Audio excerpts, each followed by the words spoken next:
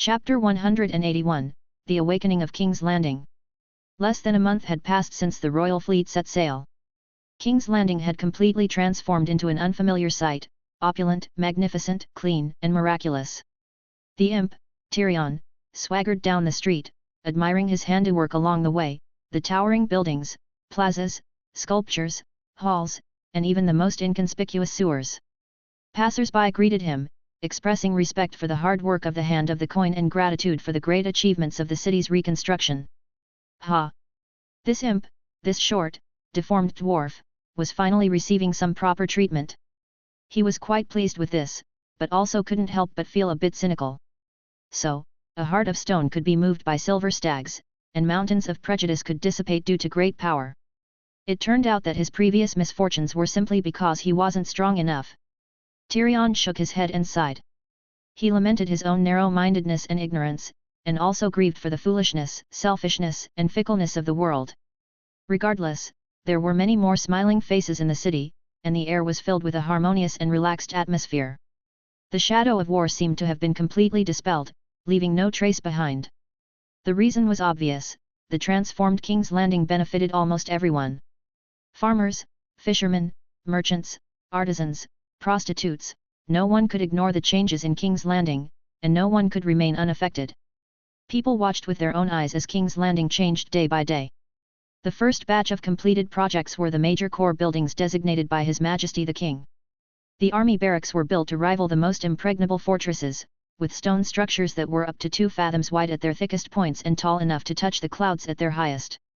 The city walls were seamless and monolithic. There were no gates at all. People had to rely on rows of recessed holes in the walls to climb in and out, which served as a training exercise. In the office areas of various departments, 100-foot-tall buildings and vast halls rose from the ground, enough to accommodate thousands or even tens of thousands of people working and living at the same time. If comfort was not a consideration, almost every building could accommodate the entire city's population. In addition, the Flea Bottom, once a repulsive place that people wanted to avoid, had completely disappeared, replaced by the magnificent, spectacular, and fantastical King's Landing Citadel. Towers, buildings, long halls, and aerial walkways were interconnected, creating a dazzling dream palace. The citadel was not aloof and untouchable. Many of its surrounding buildings and academies were open to the public, children could receive free education, and adults could also enroll for a fee. Only the research institute built on the lowest ground in the very center was solemn and orderly, difficult for outsiders to glimpse. People only knew that the predecessor of the research institute was the research department, which had many terrifying rumors and strange objects. It was inhabited by Maester Qyburn from the citadel, alchemists, and the henchmen of the corpse maker Qyburn. Fortunately, the corpse maker himself had gone south with His Majesty to fight. His absence from the city seemed to brighten the citadel's tone.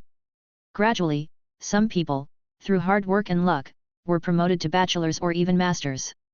Some of them joined the research institute and then lived in seclusion, rarely seen again. Even if they were occasionally encountered, their personalities were completely different from before, either indifferent or strangely crazy, unable to communicate normally. However, many of the city's wonderful creations and changes came from the research institute, benefiting everyone greatly. The image of the research institute became increasingly mysterious and bizarre. After these magnificent buildings were completed, many projects that had a more direct and significant impact on the city's people were launched. The entire eastern half of the city was leveled. Before that day, the people in the eastern half of the city had lived relatively peacefully. Although the ownership of the industries and houses had passed to the royal family, the king still allowed everyone to rent or buy in their original places, charging very little or even no fees. Many people who had to pay rent anyway were secretly delighted, and had no complaints about the royal family's actions. But on that day, all the civilians and merchants renting here were isolated outside the eastern half of the city, carrying all their belongings and possessions, watching as large areas of houses, buildings, and towers melted and collapsed, turning into wood and rock spread all over the ground. King's Landing, which had taken hundreds of years to build, was now gone. Looking around, the prosperous town had turned into a desolate wilderness. The scattered silver-white cloaks adorned it, but they seemed like only a few white stars in the boundless night, insignificant birds and beasts in the mountains and forests. People stared at the bare hills and land, imagining how the place where they lived had been built up bit by bit, gradually becoming populated with people and markets. At this moment, what appeared in their minds was the lively scene half a day ago, the crowds, the laughter and shouts, but what their eyes saw was silence and desolation, desolate hills and plains, and forests of wood and stone. However, before people could grieve, cry, or recall the blurred memories, the eastern half of the city moved. The silver-white cloaks flickered slightly, and the wood and stone on the ground flowed smoothly, like clear water and mud. Whirlpools formed around the silver-white cloaks, and wood, rock, and dirt swirled and gathered at the center of the whirlpools, then rose from the ground, growing taller and taller. A miracle!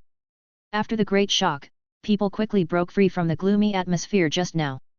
It wasn't like they hadn't seen similar scenes before. Yes, it was just a rented place after all.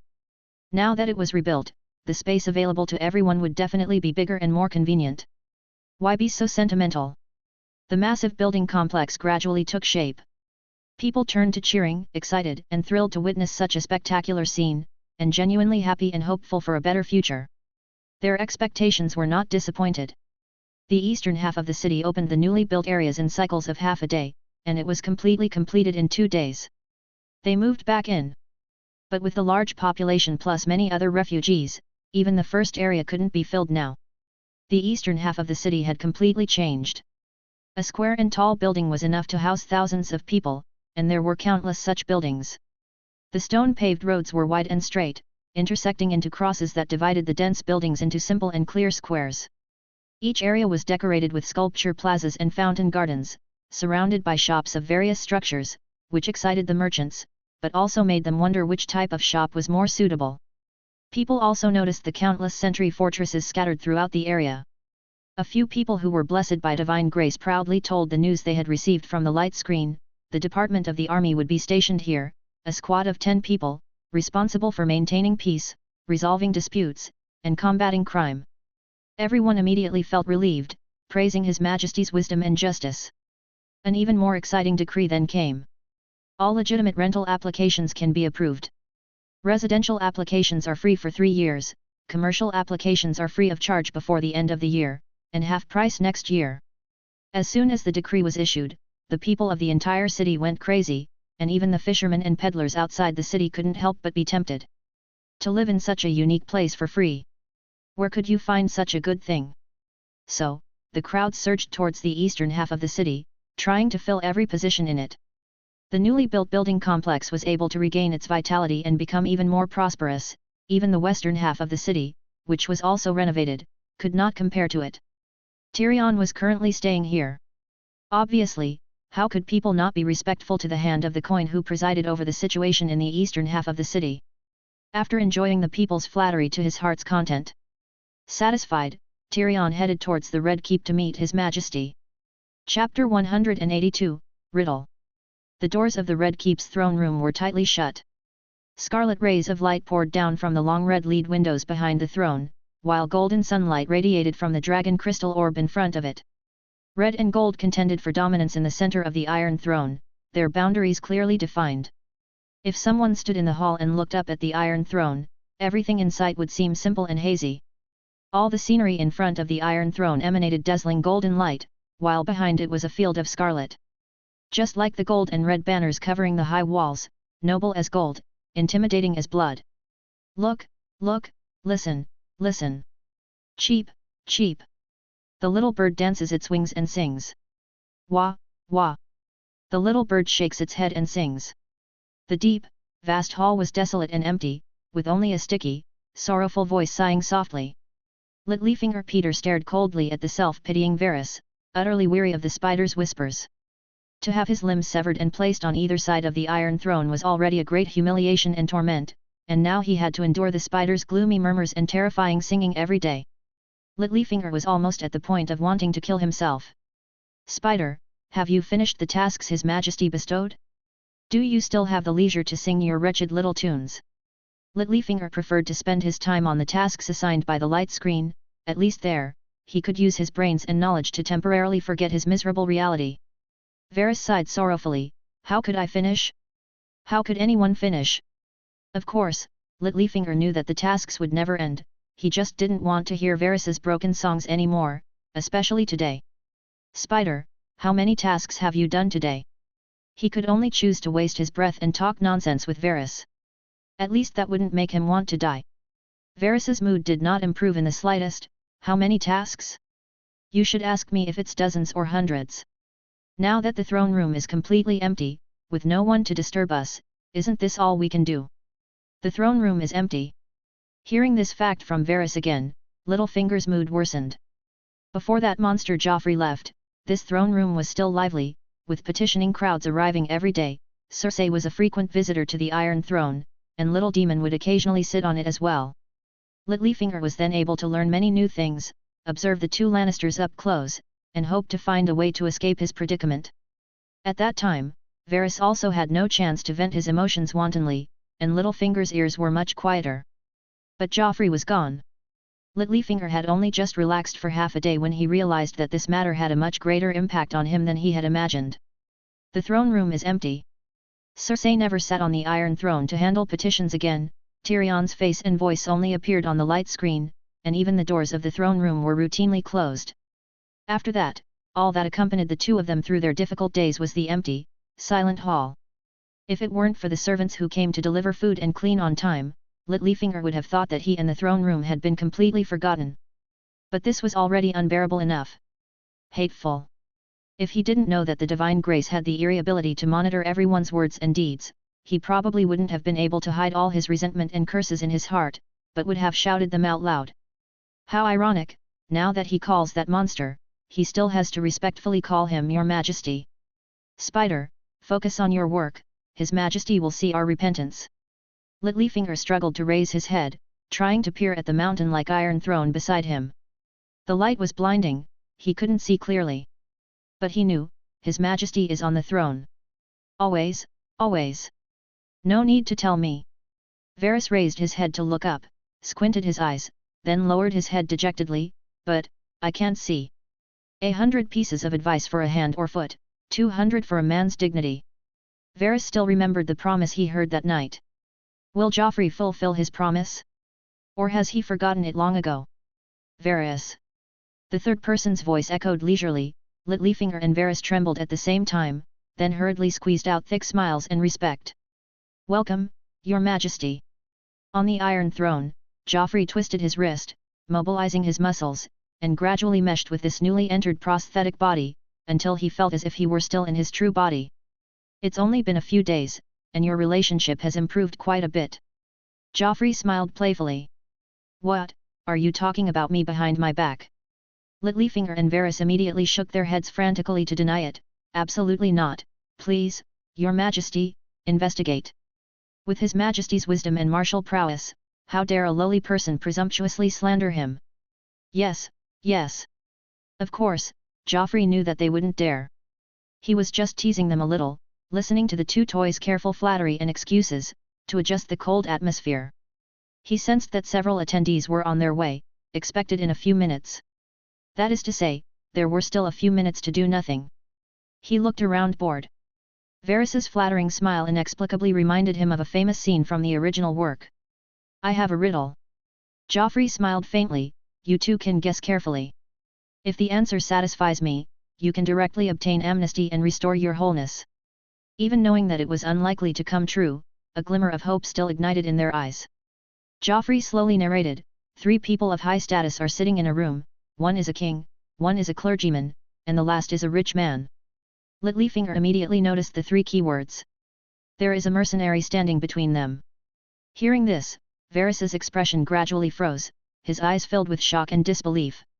What a familiar riddle. Each of the eminent people orders him to kill the other 2. Who will die, and who will live? The words gradually dissipated in the empty space, eventually leaving only hurried or drawn-out breathing. Littlefinger looked at Varys, sensing something from his unusual reaction. Varys, it seems you have the answer. Let you go first this time. Varys didn't bother to pay attention to Littlefinger. He only had one thought in his mind, what is the real intention of the king in asking this riddle? Of course, Varys knew this riddle. This was still the riddle he had obtained while wandering around the continent of Essos. Was it heard from someone? Dreamed of? Thought of himself? He couldn't remember anymore. But he knew the answer. Who will the king, clergyman, and rich man kill? It depends on what the mercenary believes and for whom he is willing to wield his sword. Everything depends on the person holding the sword. The king's authority, the clergyman's faith, and the rich man's gold coins do not possess real power. Power exists in people's hearts. What people believe is power, no more and no less. Varys understood this point and was equally good at and obsessed with manipulating people's hearts. But Varys raised his head, golden light shining on the High King. The king's face was blurred, behind him was a deep scarlet. What answer does King Joffrey believe? Asking this riddle on purpose, it is expected that it will not be the original answer. Varys could only guess the king's intentions. The supreme king is the master of everything in the world. The mercenary will kill the clergyman and the rich man and submit to the king. Joffrey was non-committal. Peter, what is your answer? Littlefinger's mind raced. At this moment, the sound of wood and iron moving, ka-ka-ka, suddenly sounded beside him. He glanced out of the corner of his eye. The door was pushed open by the guards outside the hall, and several figures gradually approached. Chapter 183, The Lannister Lion. An interesting riddle. After listening to Littlefinger's explanation, Tyrion thoughtfully offered his evaluation. Why don't we try guessing as well? Tyrion looked to the two people on his left, Uncle Kevin, Jaime. Joffrey watched the little interlude below with interest, not saying a word to stop it, as if he were happy to see it happen. Lord Commander Jaime Lannister was an old acquaintance. Joffrey's gaze mainly focused on Kevin. Lord of the Navy, commanding the 20,000-strong allied forces, Kevin Lannister. Duke Tywin's brother had a very amiable temperament. His face was plump, his head was mostly bald, his beard was trimmed short, his shoulders were round and his waist thick, his skin was delicate, his beard and hair were golden, giving off the image of a well-cared-for and honest man. If he were to be called a lion, then he would be a good lion that guarded the home and never rebelled. Especially towards his brother Tywin. Fortunately, Duke Tywin's support was quite firm, and Kevin completely obeyed the royal family's arrangements. Kevin did not reveal the slightest intention to seize control of the naval fleet, and the 25,000 men he brought had smoothly accepted the implantation of the Grace Corps, and 5,000 cavalrymen were assigned to the jurisdiction of the army. This lion was very docile, and King's Landing was able to relatively easily accommodate it, gaining powerful assistance. Currently, within King's Landing alone, there were the 20,000 allied forces led by Kevin, the 18,000 men under Jaime, and the 5,000 members of the city watch managed by Tyrion, totaling 43,000 armed troops. This was not even counting other scattered guards, attendants, or personnel not belonging to the military establishment. Wasn't it too wasteful to only use such a large force for defense? Moreover, the enemy was close at hand, with the 20,000 men from the Reach stationed in Stonebridge, just over 200 kilometers from King's Landing, a mere day or two for cavalry. The question was, who should go? Joffrey looked at the people below, deciding to listen to their answers. I think, Tyrion focused on pondering the riddle, not intending to mix in anything else, it depends on the mercenary. After all, he holds a sword in his hand, while in the riddle, the other three only have identities, and no power. Joffrey nodded slightly, looking at Kevin Lannister. Kevin hesitated for a moment, then bowed and replied, if the mercenary is smart, he will definitely obey the king and kill the other two. If he is greedy and foolish, he might be tempted by the merchant's money, leading to disaster. Not much different from Tyrion's answer, just phrased differently. Uncle Jaime, what do you think? Kingslayer Jaime, clad in gleaming white armor, smiled lightly, in my opinion, the mercenary, the monk, and the merchant will all die. Everyone's gaze simultaneously turned to Jaime. Jaime raised his head to meet the king's gaze. Can the mercenary's sword withstand the divine power that the king receives from the gods? The mercenary who thought he controlled everything would naturally only meet with destruction. Joffrey nodded, seemingly very satisfied. Tyrion curled his lip, as expected. It was a complex riddle. What mercenary and king? Wasn't it just saying that Renly's army was not as good as the Holy War army? How boring. Kevin frowned. Varys silently thought, perhaps the mercenary was not only referring to Renly, but also to more enemies, and potential enemies. But Joffrey did not immediately announce the result, but looked at Littlefinger again. You're the only one left who hasn't answered. Littlefinger respectfully responded, using this time to quickly recall everything that had just happened, the answers of the others, and the king's reaction. What was the answer? Had anyone answered correctly? Was the answer unique? Pardon, pardon, par. A burst of brilliance suddenly erupted in his eyes, then he swayed his body. Pa! Day! Littlefinger tilted forward, face down, the wooden box collapsed backward, colliding with the stone slab. Your Majesty, no one will die. Littlefinger maintained a prostrate posture. The three of them did offend the king, but would the great and selfless king care about this insignificant disturbance? The king's heart holds the entire kingdom. Tyrion immediately turned his head to look at Joffrey on the Iron Throne. The king's expression was indistinguishable. Littlefinger's voice became more and more firm. The monk can appease the people for the king, the merchant can make the kingdom prosperous and provide money, and the mercenary can fight for the king, dealing with various enemies. They can all be the wealth of the kingdom. So, my answer is, the king will forgive their sins, order them to offer their loyalty, and serve the country. Of course, there is only one chance. Dong! Dong! Dong! Littlefinger frantically banged his head against the hard stone slab. The bright red floor tiles seemed to become even redder. Please give me a chance, Your Majesty. Please forgive me, Your Majesty. Your Majesty. I am willing to be your mercenary, merchant, monk, farmer, messenger, follower, anything. I only ask that you grant me a pardon. Varys stared in shock at the sudden change in the scene. Until now, he finally woke up. Your Majesty. Varys collapsed to the ground with a mournful cry, imitating Littlefinger's appearance and begging for mercy. Please forgive this humble one, Varys will never dare to do it again. The two people's pleas echoed continuously in the empty hall, one louder and more intense than the other, vowing to overwhelm the other and win the king's favor. The three Lannisters next to them did not know how to react for a moment. Wasn't today a war meeting? Stop it, both of you. Joffrey softly stopped them. The two immediately stopped speaking, lying motionless on the ground, awaiting the king's judgment. Joffrey sighed. Actually, neither of your answers are good enough. Littlefinger and Varys immediately felt dizzy. Despair and pain attacked at the same time, causing them to close their eyes tightly, almost fainting. King, monk, merchant, mercenary. Joffrey smiled. These are just one side of the same person, like the seven gods as one body but possessing seven incarnations, or even more. Magic revives, and power belongs to oneself. Power, worship, money, and force, who says these cannot be concentrated on one person? Joffrey glanced at everyone. You say, am I a king? A mercenary? Or which identity? No one could give an answer immediately. So he asked and answered himself, I am me. The king is not my only side, nor is it the most important side, my soul is the true me. Faced with the prosthetic body on the Iron Throne, no one could refute. Back to the riddle. Joffrey gave the answer, as incarnations of the same status, of course they will not die, it is just a game. Peter. Littlefinger barely wriggled his body to show his respect. Your answer is the closest. Although the explanation later is not correct. But. Littlefinger's eyes widened, rekindling his desire. You are pardoned. The light words quickly dissipated in the air. But Littlefinger was already covered in tears, kowtowing heavily on the ground, his lips trembling uncontrollably. Thank you, Your Majesty.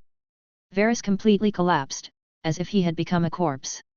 Joffrey made a decision. Lord Kevin, Lord Jaime, each of you lead 6,000 cavalrymen, with 300 crystal cannons, to raid Stonebridge. Yes, Your Majesty. The two lions, one big and one small, answered at the same time. Peter will go with you. Remember, forgiveness, but only once. The drawn-out ending gradually faded. Everyone looked up. The king on the Iron Throne had quietly closed his eyes. Forgiveness. Chapter 184. The Fall of Fair Isle. I forgive you. Crow's Eye Euron laughed wantonly. Quiet, you can live a long time. Sir Sefton Farman himself sat in his usual position on the high platform, glaring at the despicable Ironborn who had seized his hall. The Ironborn actually sat grandly on the high platform of Fair Castle. Lord! Try this! A pretty girl of 16 or 17 sat in Crow's Eye Euron's arms, her breasts full, her feet bare, her clothes disheveled, giggling as she handed grapes to Crow's Eye's mouth, as if enjoying it. Seeing this scene, Sir Sefton Farman was even more angry, and at the same time could not help but feel sad. Maya Stone, a mere bastard girl. I have treated you well on weekdays, but now you are so shameless, with a face full of flattery. The Farman family has raised you for so many years, but you don't have any nostalgia. Hateful Ironborn! My fair castle! I should have informed Lord Tywin long ago. Sir Sefton Farman couldn't help but deeply regret his arrogance and stupidity. There were 6 days, 6 days. Sir Sefton Farman closed his eyes in pain, immersed in regretful memories. 6 days ago in the afternoon, 5 longships of the Ironborn attacked from the sea to the west, and the watchtower on the west coast of Fair Isle quickly lit the beacon fire. The Ironborn have taken action. But Sir Sefton Farman did not send a raven to his liege lord for help, but only reported this potentially useful news. The reason is simple: only 5 ships. The offshore area of Fair Isle is very flat, and the Ironborn's longships have nowhere to hide, and can be seen clearly by the watchtowers on the high ground. Sir Sefton Farman then knew his enemy. The largest ship was dark red, with black sails, and a golden kraken as its sigil. Sir Sefton Farman knew it, Euron Greyjoy's bloody silence. It had a great reputation, but at most it could only carry 100 or 200 warriors. The other 4 longships were smaller and less powerful. One was hanging the drowned corpse sigil of House Sandley, and the other was the red sun black ship flag of House Forwind. The last 2 ships were the flags of House Cod and another unfamiliar house. 5 ships, 300 to 500 people, a pitiful number. Sir Sefton Farman felt that his own defensive fleet could completely deal with these Ironborn. As the largest island in the Westerlands, the Farman family's fleet was already quite considerable. The flagship was a large sailing ship that could carry hundreds of people, as well as 5 rowing warships and 10 longships. Could they not defeat 5 longships? Because of this confident self-assurance, and because he didn't want to easily disturb the stern Lord Tywin, making people look down on him for no reason, making the relationship between the 2 families even more indifferent. Sir Sefton Farman did not ask for help. But he was wrong. Although the number of Ironborn did not exceed his estimate, the speed of these longships was unpredictable, as if blessed by the wind and waves, always able to accelerate away the moment the Fair Isle fleet was about to catch up. Back and forth, everyone understood that the longships were teasing them, but there was nothing they could do, and they could only try to catch up. The result was regrettable. Until the sun set and the light dimmed to disappearance, the longships were still galloping arbitrarily on the sea outside the island. At this time, Sir Sefton Farman made another decision that he regretted. He ordered the fleet to return to port to avoid accidents during night battles. This was a conservative and prudent decision. The port was a strategic location that the Farman family had operated for many years. The longships could not sneak in under surveillance, and the catapults and crossbows on the shore would not be indifferent. The fleet was very safe here. The crew members were able to rest peacefully for the night, recover their energy, and discuss tactics for the next day. As for the Ironborn's longships, they either stayed on the sea that was prone to storms, spending the night vigilantly, or rashly landed, taking the risk of being attacked. But the Ironborn's longships actually sailed to the depths of the sea further west. Were they crazy? Sailing at night greatly increased the chance of ships sinking, not to mention going to an unknown route. Who knew where the reefs were and where the Dead Sea was? Sir Sefton Farman secretly prayed, hoping that all 5 longships would sink to the bottom of the cold sea, with no survivors. But early the next morning, he was awakened by the loud horns in the castle, and the servant rushed to report, the longships appeared on the sea outside the castle. Sir Sefton Farman could hardly believe it. Fair Castle was located on the east coast of the island. Didn't the Ironborn go west? He rushed to the tower to look out, and they were really there. Fortunately, his own fleet was also coming to support, and the Ironborn turned their bows and sailed south. In just half a day, news came from the nearest coastal fishing village in the south that the Ironborn had landed and were frantically torturing the villagers. Sir Sefton Farman sent out soldiers. They returned at night, all of them, but they did not bring back any spoils. The Ironborn ran very fast, and even faster on the longships. The following days were similar, with villages and towns constantly reporting bad news. Sir Sefton Farman had no choice but to continue sending soldiers to drive them away, but the only effect was to make the Ironborn abandon the already destroyed villages and go to wreak havoc on the next place. How could these guys always discover the soldiers' actions in advance and avoid being surrounded? Sir Sefton Farman couldn't figure out the answer. But until then, he only felt that the enemy was a bit slippery and difficult to catch, and did not think that he had met a deadly enemy. Unfortunately, he was wrong again. Just last night, Sir Sefton Farman worried as usual for a while, and had just fallen asleep in bed when disaster struck. Thunderous roars came from the port a mile away to the north, followed by huge flapping and collision sounds, the sound of wood breaking, the wailing and terrified shouts of living people, and the sound of horns that had just sounded and then disappeared abruptly. Sir Sefton Farman ran to the window in a daze. The outside was a heavy darkness, and almost nothing could be seen. Until the fire ignited for some reason. He finally saw it. The port had turned into a bloody and sinful hell of terror, and what formed and caused this hell was. Sir Sefton Farman sighed deeply in his heart. Gods, why let such monsters get even more evil and hideous demons? Fair Isle should not suffer such a disaster. Gods! Sir Sefton Farman suddenly opened his eyes. Since these monsters are real, then the legends about His Grace the King may not be rumors.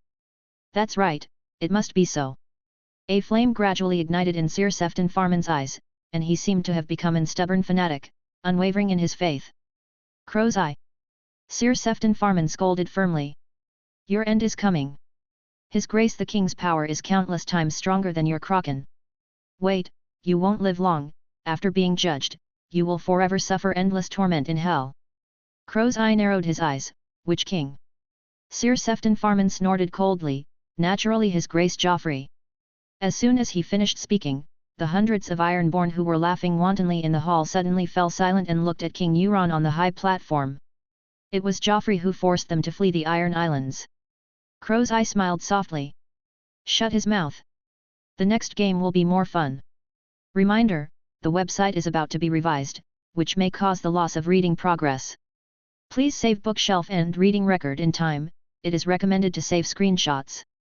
We apologize for the inconvenience caused to you. Chapter 185. Lord Farman paid the price for his resistance. His pajamas were stripped off, and he was dressed in a gorgeous outfit with red and yellow trim and a blue background embroidered with silver boats, the family's sigil. He struggled, but his arms and legs were tied to the chair.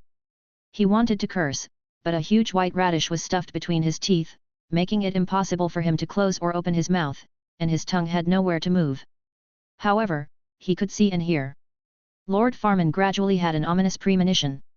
At the same time, the Ironborn in the hall laughed loudly and continued to enjoy the post-victory celebration feast. People were drinking, shouting, pushing and shoving, boasting about how many enemies they had killed, how many heroic deeds they had done, and how many spoils they had won. Many people had new decorations on their bodies. Corin Humble tore a tapestry from the wall to use as a cloak, holding a stake in one hand and flinging a crab in the other.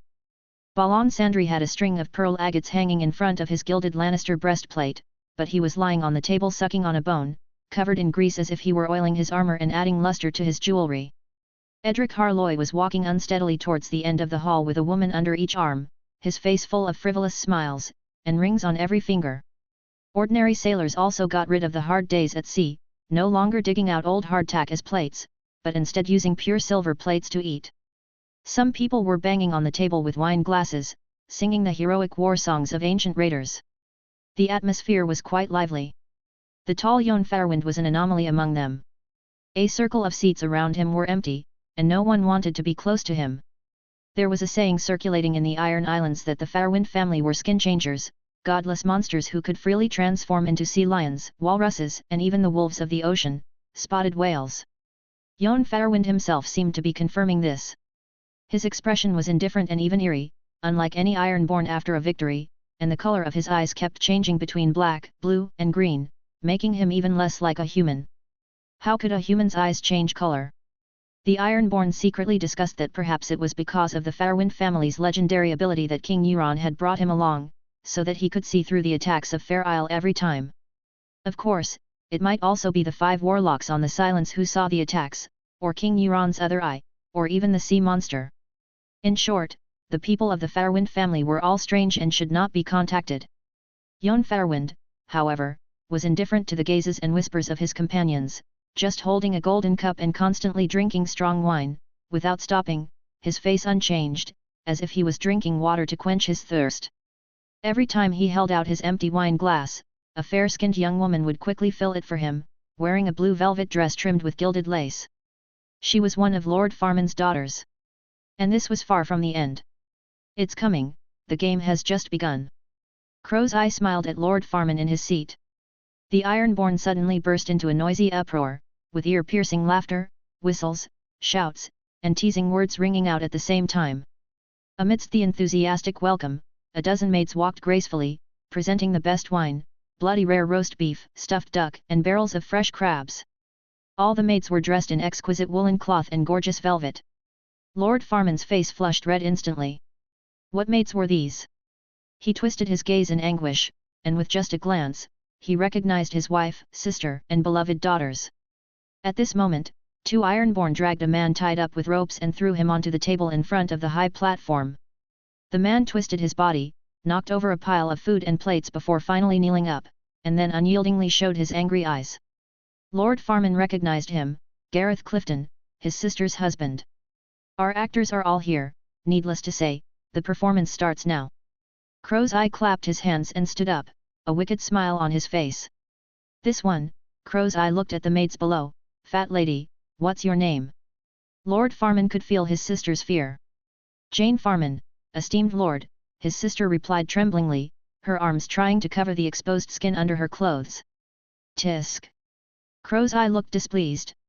Why can't you remember, I am the king, not a mere lord. The Ironborn echoed with curses. Jane Farman's face turned pale. Please forgive me, your majesty. Lord Farman turned his head away, unable to bear to watch any more. Crow's Eye forcibly twisted his neck. Lord, you are the most important audience, how can you not watch? Could it be that you hate these poor women so much that you want them all to die? A naked threat. Lord Farman had no choice but to stare ahead, his eyes blank. Crow's Eye seemed to lose interest. Forget it, let's end it quickly. You, Crow's Eye pointed at Jane Farman, lie on the table, strip yourself naked, and exchange it for your husband's life. The Ironborn chuckled, and the atmosphere of the banquet instantly became more restless. Gareth Clifton roared and shouted, Don't do this, Jane. You must never submit to these scum. I would rather die. Crow's Eye urged indifferently, or do you want your nieces to perform for you? Decide quickly. Jane Farman subconsciously looked back, several nieces were teary-eyed, their faces full of fear, silently begging, like kittens in a storm. Strip. The Ironborn all booed. Hurry up and strip, what are you dawdling for? If you're any later, who will be in the mood to look at you, you fat pig? If you die, nothing will be left, strip. Jane trembled all over. Countless sounds crisscrossed in the hall of Fair Castle, converging into a huge noise that was too chaotic to distinguish, only able to feel the excitement and malice contained in the noise. If she had let the witch make a prediction for herself back then, could she have foreseen today's nightmare? She didn't know. Among those 3 little girls, Jane was so frightened by the witch's vicious eyes that she ran out of the tent as soon as she saw them. Melara drowned on the night of the prophecy, and Cersei is now the Queen Mother of the 7 Kingdoms. Queen Cersei, you will avenge me, right? Yes, the Iron Throne will avenge the Farman family. Oh! Ho! The Ironborn were cheering. She took off all her clothes, lay on the messy bones and dishes, closed her eyes tightly, and pretended not to hear her husband's hoarse wails a foot away. Crow's Eye stared at Lord Farman, satisfied with his reaction. Ironborn. Crow's Eye raised his arms, enjoy your spoils. The Ironborn roared in response. The girls screamed and cried, soon drowned out by the Ironborn. Scraps of cloth flew. Until late at night. The smell of alcohol, blood, and depravity filled the entire hall, and the open windows occasionally brought in the cold, salty ocean air, making people slightly sober. Amidst the mess, Crow's Eye stood on the highest point. Set sail tomorrow, the king ordered, fill the buckets with spring water, bring every bag of grain, every barrel of beef, as much pickled meat as possible. We go south. The Ironborn all looked at the king. Crow's Eye recalled the prophecy he had dreamed of. Renley was about to arrive at Storm's End, and Joffrey's true self would be destroyed at Storm's End. The Kraken will once again ascend to the supreme throne, winning everything with storms and the sea. The prophecy guides, take the Shield Islands. Chapter 186. Surprise. The Shield Islands, ah! Joffrey revealed a joyful smile of harvest from the bottom of his heart, as if he saw the wheat seedlings growing and maturing on their own, and the prey taking the initiative to jump into his pocket. Calculating the days, the final hunting ground should be the Shield Islands, where Euron Greyjoy and the Kraken will be captured. There is no reason for failure. The Third Fleet and the Incorporated Red Wine Fleet set off north from Arbor Island this morning, with a total of 240 warships. The personnel and combat have been honed almost to perfection and can be regarded as mature combat units. The Shield Islands fleet's dozens of ships probably don't have time to hone their combat power, but dealing with a few longships is not a problem. There is also Theon and the Fourth Fleet, only 2 days behind, and should still be able to participate in the hunt. There is no reason to fail. Faced with the encirclement and suppression of 300 to 400 era-surpassing warships, as well as comprehensive monitoring, reconnaissance and intelligence support, can 5 longships and a Kraken still escape? What's more, the Kraken ran into a dead end on its own. The Shield Islands are located in a bay in the west of West Eros. 3 sides are land. Just block the outer sea area, and the sea where the Kraken is located will become a closed fish pond, with nowhere to escape. But didn't Euron Greyjoy think of this? So confident. Joffrey was a little puzzled again. The Ironborn following Euron Greyjoy have not personally seen the battle in the Great Hall of Pike, so it is normal to be subdued by the Kraken. But why is Euron Greyjoy not afraid of being surrounded? Prophecy? What did he see? Didn't he see the power of the naval guns? Didn't he see the huge fleet? Who gave him the prophecy? The more Joffrey couldn't figure out the answer, the more he wanted to hunt down Euron Greyjoy and the Kraken as soon as possible, and find clues and the truth from these 2 key figures. Soon, soon. The Red Comet, the Kraken, Renley. Joffrey walked out of the big tent. It's almost about to begin, this year, next week, tomorrow. The specific time of the Red Comet's appearance is not clear enough, and it can only be predicted that it is likely to be this year, 298 AC, the 298th year of Aegon the Conqueror's coronation. At the speed of the Kraken, it will be able to enter the hunting ground of the Shield Islands next week and walk right into the trap. As for Renley, he will arrive tomorrow. In order to welcome such a distinguished guest as His Majesty King Renley, of course, a gift must be prepared in advance, a heavy, heirloom, surprise. Joffrey faced south and said lightly, "Advance into Storm's End." The generals waiting in front of the big tent all heard the king's order. Long live! Everyone's face was filled with excitement and confidence. Yes, advance into Storm's End, what appropriate words. Does Storm's End need words like attack? Just get close, move your body, and go in. Long live Storm's End! Your Majesty, please rest assured that you will be able to live in a clean Storm's End before sunset. May the 7 gods bless your Majesty. Everyone couldn't wait to take action. God knows how they have survived these days, looking at Storm's End all day long, clearly within reach, but only able to look and not touch. It's too uncomfortable. It's like being in the same room with a naked beauty but not being able to get on her, and nowhere to vent. Fortunately, this day has finally come.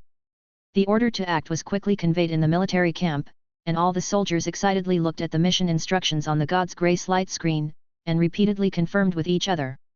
It's not an illusion. The sweet and glorious fruit of Storm's End can indeed be picked. The entire military camp cheered and celebrated the victory. Long live your Majesty!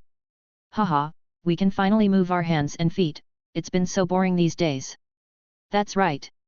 It's all Renly's fault, he's too slow. What are you arguing about? Storm's End hasn't been taken down yet, move quickly. Save your strength for charging and catching people. The commander of the King's Guard, the Hound, scolded loudly. The other officers at all levels also began to urge the soldiers to organize their equipment and line up. Woo! Woo! The intense horns sounded quickly, not from the King's Guard's military camp, but from the Storm's End watchtower to the south. The action was discovered. But Joffrey just calmly mounted the white stag brought by Bran and stood in place to observe the situation. The Hound himself was leading the 1st Regiment of the King's Guard to guard around the big tent. As the headquarters of the King's Guard, they were responsible for guarding the king, suppressing the formation, and commanding. The 2nd Regiment was currently gathering in full swing. They were the main force of the operation, responsible for breaking through the gate of the West City Wall and clearing the traps and obstacles on the way forward. Shield warriors line up in the front row, warlocks and fire warriors in the back, prepare to assemble the artillery. Alan Sant Agar, the commander of the 2nd Regiment, shouted loudly. Although the instructions had been conveyed to the soldiers on the God's Grace light screen, these officers always had to shout it out loud before they could feel at ease. Especially Alan Sant Agar. Having served as an instructor in the Red Keep for many years, he had the loudest voice in the army and liked to issue orders with his voice rather than the light screen. The 3rd and 4th regiments had already left the military camp. They were each responsible for guarding the south and north city walls, luring the enemy to divide their troops, preventing personnel from escaping or attacking the city, and waiting for an opportunity to enter the city. The 5th regiment was still scattered throughout the camp, and its task was to organize logistics and collect supplies. Its commander was Humphrey Waters, who had been the captain of the Dragon Gate garrison during the Gold Cloaks period.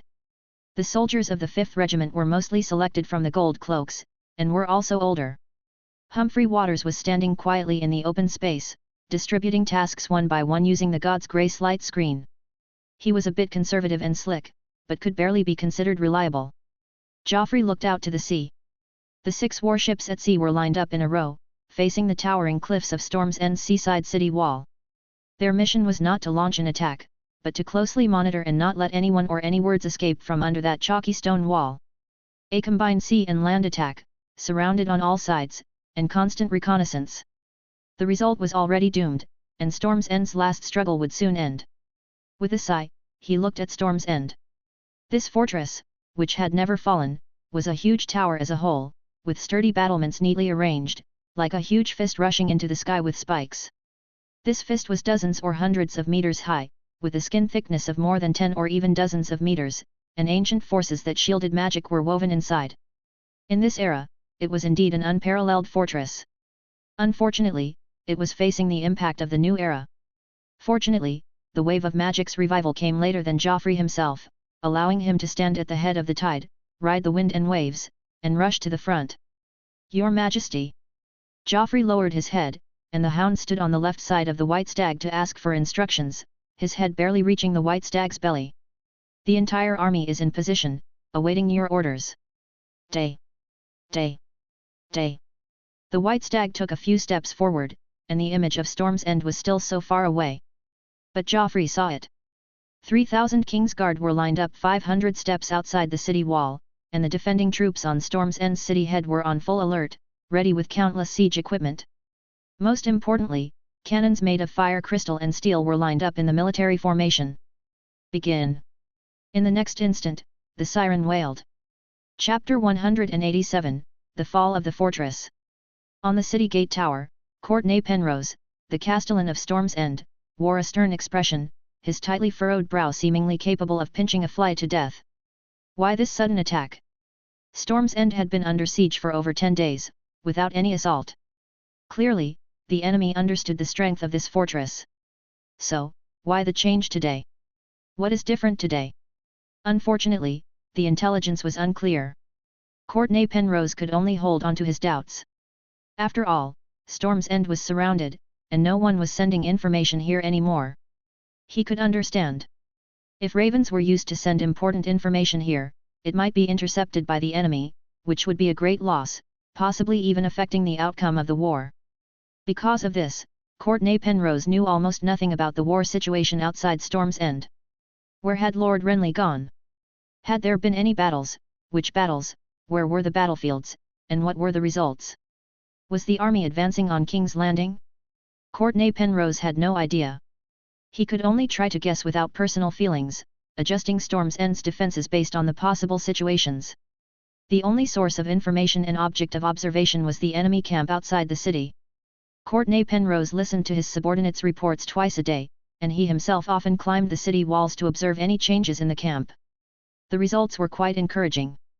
The large golden stag on black banner still stood above Joffrey's tent, and directly opposite it was another banner of the same size, a golden lion on a red background, beneath which was another luxurious scarlet tent. Initially, no one in the city knew what this meant, but they later discovered that it was just a toy created by Joffrey for his enjoyment. The golden tent was used for banquets, and the red tent was used to satisfy personal desires. Although many people felt that this seemed similar to Lord Renly's temperament, it at least proved Joffrey's extravagance, willfulness, and intention to hold a long-term confrontation. Apart from this change, the situation in other parts of the camp was also surprisingly reassuring. The enemy soldiers only lined up once a day, shouting slogans, singing a few strange songs, and then there were no other unified actions. For most of the day. From the city walls, the entire camp seemed like a chaotic market, with a not serious atmosphere. After this situation lasted for a few days, many soldiers in the city began to eagerly request permission from Sir Courtenay Penrose to lead troops out of the city for a sneak attack to demoralize the enemy. No one thought that such an enemy could remain vigilant at all times. But Courtenay Penrose remained vigilant. His cautious nature made him order no risks. Holding Storm's End was a great achievement, and even a victory in a sortie would not be considered a merit. In any case, the garrison in the city was smaller than the enemy, and there were no reinforcements. Even if this was not an enemy trap, a successful raid would inevitably result in losses to one's own soldiers, and the defensive strength of the castle would be weakened. Courtenay would never allow this. As for whether it was an enemy trap, there was no chance to verify it. The two sides spent the past 10 days or so in this delicate balance, each calm, but unable to truly relax completely. Until today. Courtenay Penrose looked at the enemy below and felt a faint sense of unease. 3 enemy forces surrounded them from 3 sides, close enough to count their numbers, each with 1,000 men, in 3 rows, far enough to be beyond the attack range of all the equipment, leaving everyone on the city walls only able to stare blankly. Woo!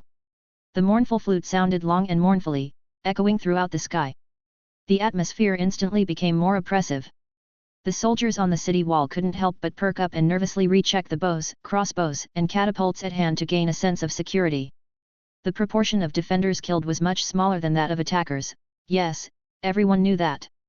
But once the city falls, the officers patrolled the city walls, loudly conveying orders, telling everyone to be prepared, listen to the command, aim and then fire, no advance, no hesitation, no friendly fire. Courtenay Penrose was still thinking about the question, why choose today to attack? Boom boom boom. A series of huge explosions interrupted his thoughts and silenced the officers' voices. Dong!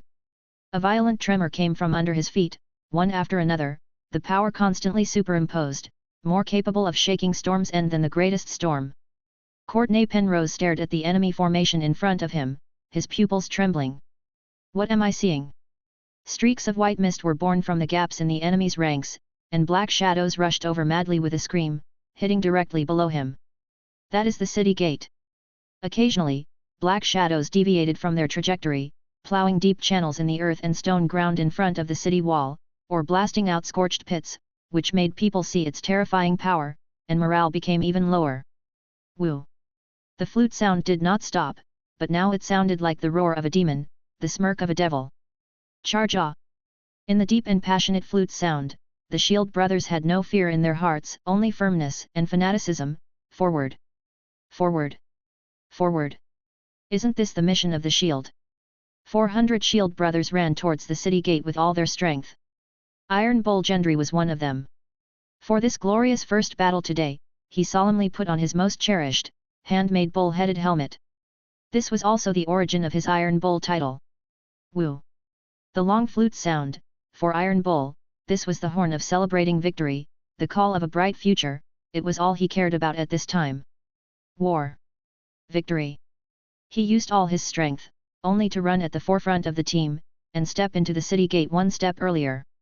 The air continued to hit his helmet, and the fierce wind poured in from the gap, whistling along with his breathing, and the armor was also creaking. But all he heard was the whistle symbolizing battle. All he saw was the broken and collapsed drawbridge and city gate, and the city gate cave where wood, stone, steel, and iron were splashing. Closer. Closer. Suddenly, many shadows appeared in the field of vision, interfering with the picture of the city gate in front. Dong! Ta! Pa! Countless stones and crossbows attacked him head-on, most of them fell on the ground, and some hit his companions. Dong! The echoing impact was transmitted into his head through the helmet of Iron Bull. Iron Bull still did not stop, but shook off the gravel on his body according to the rhythm, so as not to get stuck somewhere and affect his progress. He was not worried about the precious helmet being damaged. With the help of the accumulated divine grace, the helmet had become the shield of his shield. Arrived.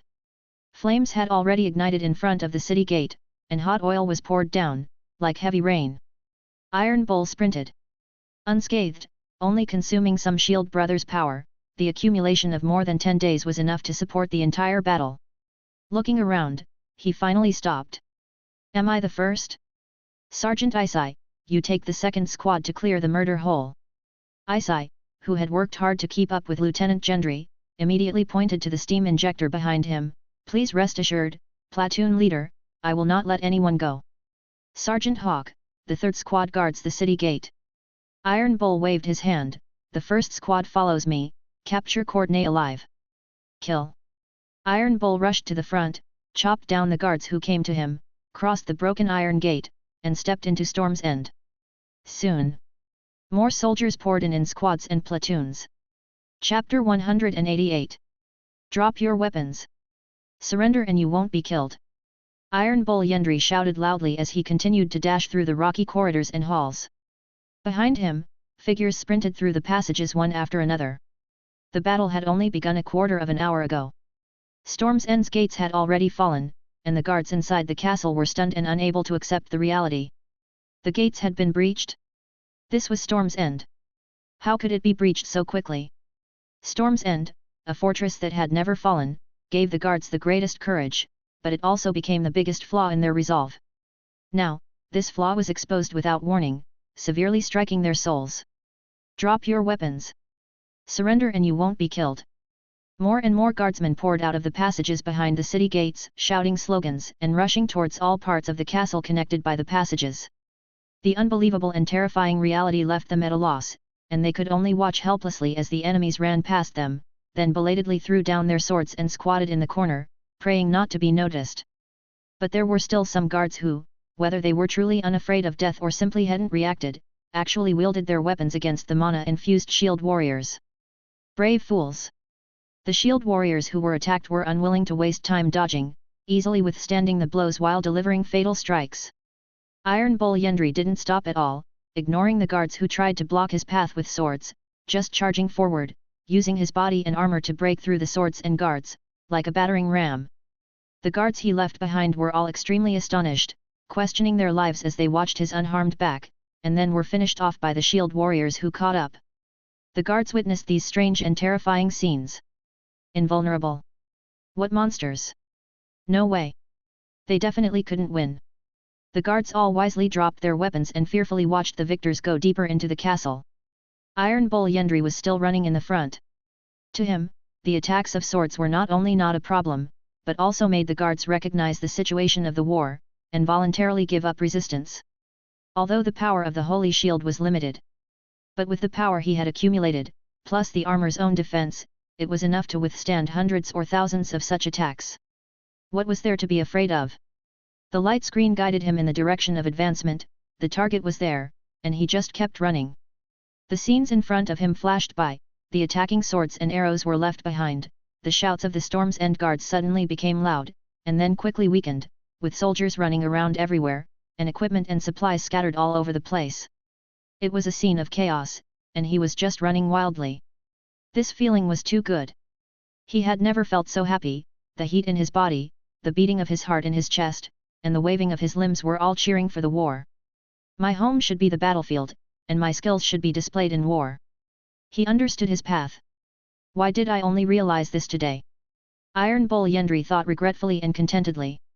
However, it was not too late now. Starting with the capture of Storm's End, who could expect more? But this was not the peak, nor the end. His Majesty's ambition was definitely not limited to the Seven Kingdoms, more distant worlds, and more terrifying monsters, all of which would become the king's enemies in the future. The war will not end. Gendry used to worry about this, but after personally experiencing such a wonderful scene, now that he had awakened, he only felt excitement in his heart. Following in the king's footsteps, he could enter more shocking wars. And reap more victories. For this reason, he must get His Majesty's attention. Today was an opportunity, and perhaps the most rare opportunity. He secretly made up his mind that he must personally take Courtney Penrose, capture him alive, and escort him to the king himself. Resistance sounded from the front, shields. Spears. Bang. Bang. Bang. Large shields were interlocked with each other, blocking the entire passage, and sharp spears stretched out diagonally from above the shield array, like the thorns on a hedgehog. Iron Bull Gendry finally slowed down. Ahead was the end of the passage, and once out of the passage, there would be no obstacles in front of the stairs leading to the city wall. The enemy obviously understood this, and gathered so many people here. What was even more troublesome was that these newcomers had not yet seen the power of the shield warriors, so they retained some courage to resist. But it was only a little trouble. "Brothers, charge in!" he shouted, pointing the broadsword in his hand at the shield array directly in front of him. The 9 soldiers of the first squad closely relied on each other behind him, forming a wedge-shaped military formation to provide assistance to Lieutenant Gendry, who was acting as the blade. The 2 sides were about to engage in close combat. But at this moment, the shield warrior at the tail of the wedge formation quietly asked, "Wouldn't it be more convenient to use water drops to clear the way?" Ironborn Gendry's expression froze, his fanatical emotions calmed down a little, and he also remembered this better method. He took out a water drop. Until half a month ago, these rare gadgets were still exclusive equipment for the Holy Fire warriors, and others could only watch enviously. But since the siege, the power of the Holy Fire warriors has accumulated more and more, obviously exceeding the needs of combat. So His Majesty took out the fresh Divine Grace creation, which only required warlocks and Holy Fire warriors to cooperate in transmitting energy to create water drops that anyone could use. "Everyone, get ready!" he shouted, holding the pull ring of the water drop. The guards in the shield array on the opposite side had no idea what the enemies were doing, and did not understand how to react. The officer ordered, "Hold your positions. Don't worry about anything else." The shield array remained motionless. 3, 2, 1, throw. The pull rings of 10 water drops were removed at the same time, the arms were swung hard, and the small steel balls flew in curves towards the sky above the shield array. The guards looked up in ignorance, staring at the steel balls rising and falling along the curved trajectory, and finally falling in the middle of them behind the shield array. Exactly 3 seconds had passed. The preset information mana was instantly triggered, igniting the hidden fire mana. Boom! The airwave rushed horizontally in the narrow passage, scattering human bodies, fragments, and blood everywhere. The white mist was thick, and all that could be seen was a warm, milky white. The air was humid, and seemed much thinner, making people feel stuffy and suffocated. Ironborn Gendry covered his mouth and nose and stepped forward, "Charge over! Watch your step!" Everyone began to grope forward. Miserable wails and pleas for mercy came from all directions, chaotic and blurred to the point of being inaudible, as if they were murmurs of bewilderment from hell. From time to time, foreign objects could be felt underfoot. The sticky, slippery feeling was blood or internal organs.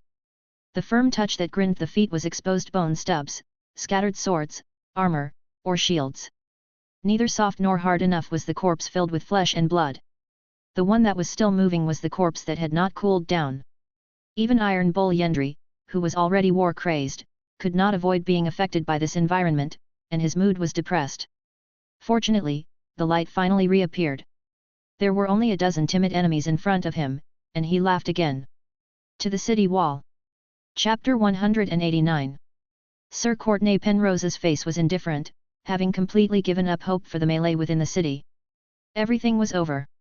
The city gates had been completely lost, the passages occupied, the barracks, warehouses, and armories all fallen into enemy hands, and the battle in the Great Hall was about to end. Fortunately, the city walls were temporarily stable, allowing him to have one last moment to reflect and analyze. Now, the only thing left to do was this, wasn't it? Courtenay Penrose gave a miserable smile. At this moment, his mind was clearer than ever before. His thoughts raced, and he quickly understood many things. The truth was right in front of him. Joffrey's army was so powerful, unimaginably powerful. When did it start? At least not today, nor after the siege, but before that. How terrifying! What crucial information! Courtenay Penrose didn't know whether to resent himself, hate himself for not discovering it sooner, for being deceived by the enemy's disguise, and even misleading King Renley. Truly damnable! That's right, Rainhouse and Griffin's Roost, the ravens from these castles also brought false news. Fatal news. These castles were definitely not as safe as they claimed.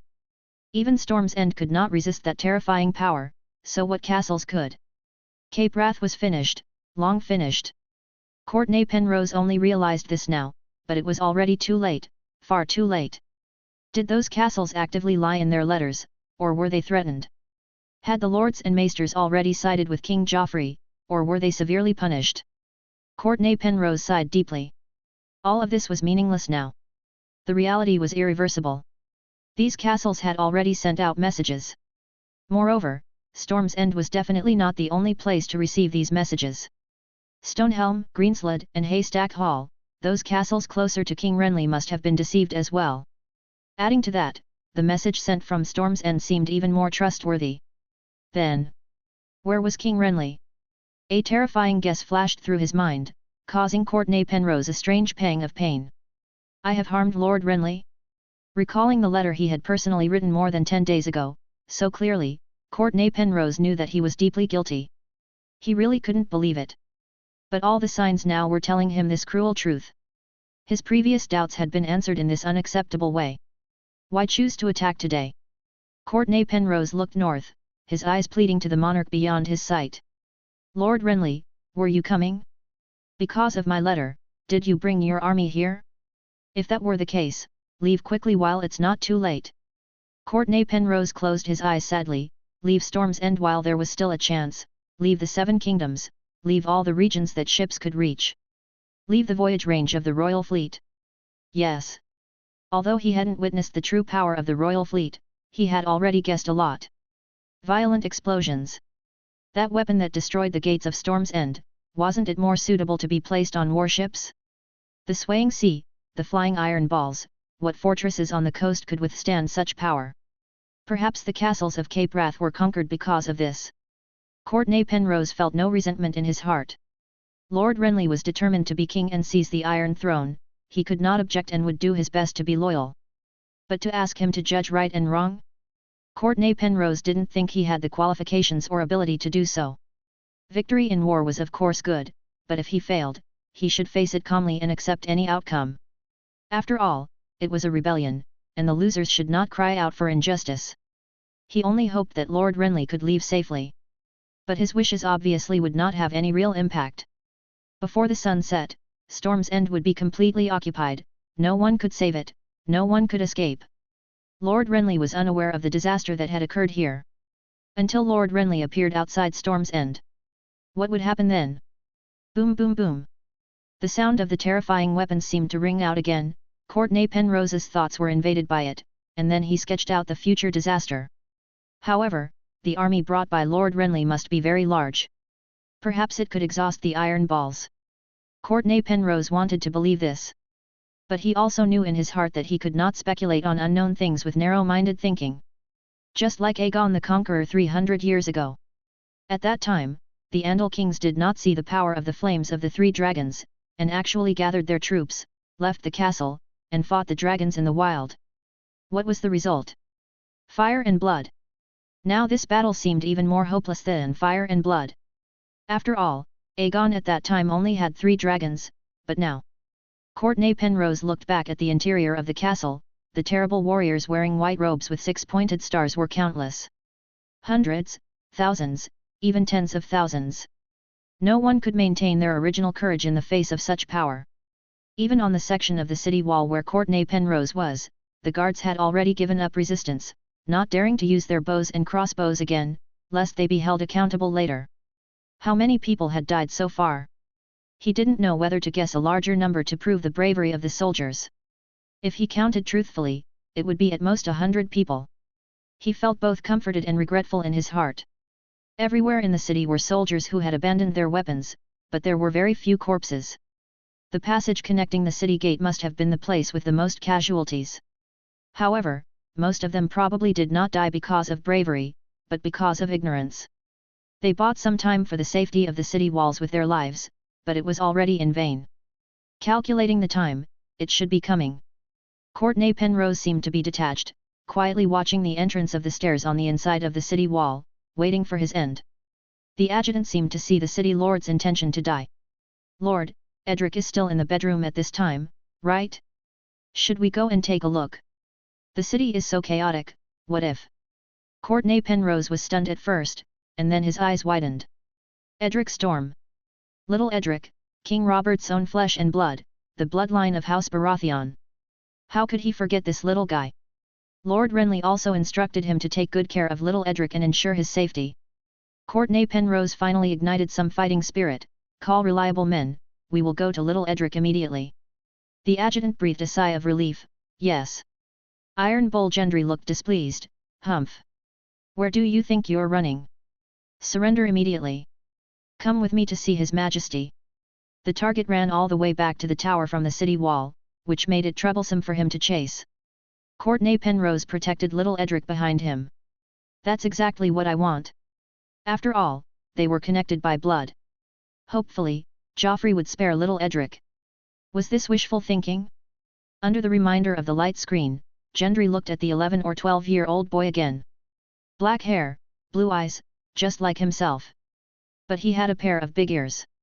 This was King Robert's bastard, Edric Storm? King Robert. Hat, what an incompetent father. Let's go. Gendry said. Come with me to see His Majesty, both of you together. Chapter 190. Under the setting sun, Storm's End quietly nursed its wounds. The guards, who had recently resisted the invasion, had already changed their allegiance and were cleaning up the ruins and stains, moving corpses and gathering supplies and weapons. The city gate, restored to its original state by the hands of sorcerers, no longer showed any traces of war, and was even newer and more complete than before, as if it had just been built. In fact, that was exactly the case. Even the wounds outside the city were being rapidly repaired. The city walls, constructed of 2 layers of tightly joined rock and a layer of sand and gravel in between, had already developed many hideous cracks, and the walls near the city gate were almost collapsing, with sand and gravel scattered everywhere. Now, however, the yellow sand flowed back, the broken stones coalesced, and the solid rock walls were rebuilt to their original state. The terrifying pits and trenches on the earthen ground were also being filled by the soil and gravel that actively crawled over, restoring them to a flat or natural state, as if nothing had ever happened.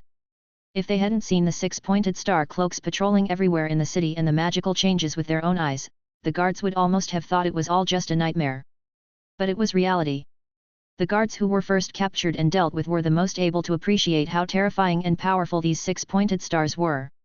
The little courage that may have remained at the beginning of the battle had long since disappeared completely, leaving only awe and obedience. Everyone actively demonstrated their value, not daring to complain in the slightest, only seeking to save their lives. After dealing with the guards, the servants and remaining family members in the city also began to report to the priests batch by batch, receive blessings, have the divine grace core implanted, and then be assigned various tasks within their capabilities. The busy work kept them from thinking about anything else, and they mechanically carried out orders, just like they used to serve Duke Renley. But after all, it was different. In a short period of time, Storm's End had undergone earth-shattering changes and returned to its original state, only with a new master. The key was that the master had changed. Especially the new master, the retinue brought by King Joffrey was really hard to accept calmly. Storm's End was filled with silver cloaks and 6-pointed stars. Walking on the road, one could see 6-pointed stars moving, patrolling, or chatting everywhere, inevitably making people feel cramped, cautious, and trembling, as if brushing shoulders with an invincible and ferocious beast. In fact, that was indeed the case. Only after the battle did the guards soberly realize that only a few hundred people had rushed in and captured Storm's End. And they didn't leave a single corpse, and no one was even injured. Was this still war? At least for the King's Guard, this kind of battle result was not surprising. War was exactly like this. After a lot of training and watching videos of various battles at Cape Wrath, the King's Guard's control and utilization of their own power was already sufficient. The artillery supported from the rear, shattering all obstacles on the way forward, and the shield warriors, full of the power of the Holy Shield, were responsible for attacking and clearing, and also carried droplets filled with the power of flame and steam injectors. How could there be casualties? It was even more impossible to be repelled or even defeated. With this absolute confidence, the King's Guard had cleaned up the barracks before the battle even started, completely emptying the camp where they had lived for more than 10 days, preparing supplies and equipment, and dismantling all the furniture such as tents and fences, leaving only a desolate open space. As a result, as expected, the attack was launched at noon, and the entire military camp smoothly moved into Storm's End in the afternoon, seamlessly connecting. The 5,000 King's Guard naturally also stationed in this fortress that had only been conquered once. 5,000 people. This also made everyone in the city completely give up hope. Compared to Renly's army of 100,000, the number of 5,000 didn't seem like much. And outside the walls of Storm's End, this number could not frighten the fortress. It had been surrounded by more enemies for a longer time. But now it was inside the city walls. 5,000 people were already more than everyone in the city combined, not to mention that each of them was a monster capable of fighting 100. Storm's End had completely changed masters. People gradually understood. And it would never change back, even if an army of 100,000 appeared at the same time. At this moment, the servants and guards could only watch as the former acting castellan Courtenay Penrose and Storm's End's bastard Edric Storm walked past them and into the center of the castle. King Joffrey occupied that place. People's moods were complicated, but their faces only showed numb or flattering smiles, and they didn't dare to greet the two or show any concern. After all, the king had not yet issued a verdict. Along the familiar road, Courtenay Penrose once again stepped into the familiar room. Here, Lord Renley ordered the uprising and issued the declaration of war, becoming King Renley. Here, Courtenay Penrose lit candles, handled letters, made decisions, calculated supplies, and prepared defenses. Over the years, this study had been Courtenay Penrose's friend, never making him feel uneasy. Unfortunately, everything was different. Although the crowned stag banner still hung on the wall, the person sitting under it had changed. Joffrey I of the Baratheon and Lannister families. What was this? Half stag, half lion? Or a golden lion in stag's skin, or a stag in lion's skin? The answer would soon be known. Courtenay Penrose prayed silently. If Joffrey could spare little Edric, show some mercy and generosity, and learn the charm of King Robert, perhaps the Seven Kingdoms could still expect something from their monarch. If he wouldn't. Courtenay Penrose stiffly gave a great salute. Your Majesty, Storm's End is yours. Personally conquering Storm's End, what a great honor and victory. He should be satisfied, and spare a mere bastard brother. Knowing that Lord Renley must be regarded as a mortal enemy, Courtenay Penrose could only hope for this. At least spare Edric. In a way, we can be considered brothers.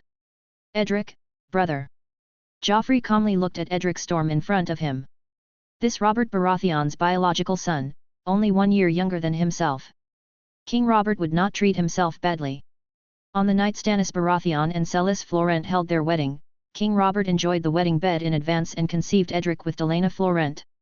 Unlike King Robert's other bastards, Edric's mother, Delaena Florent of the Florent family, did not have a humble background like commoners or prostitutes. Edric was thus recognized for his bloodline and allowed to bear the surname Storm. He was even raised in Storm's End. Edric, what do you want to do in the future? Just tell the truth, I am not a narrow-minded person. Joffrey smiled. Courtenay Penrose beside him looked at Edric worriedly, but he didn't dare to offer any hints. Edric Storm, who inherited his father's appearance and his mother's protruding ears, bowed slightly. Your Majesty, Prince Tommen, Princess Myrcella, and your deep friendship have always made me yearn for it. Unfortunately, now that I have finally met you, it is in such a situation. How can I ask for any favor? Edric's performance was more composed than most adults. I only ask for. He raised his head, his eyes full of earnestness. Chapter 191. Spare Lord Renly's life. Edric fell to his knees with a thud, earnestly pleading.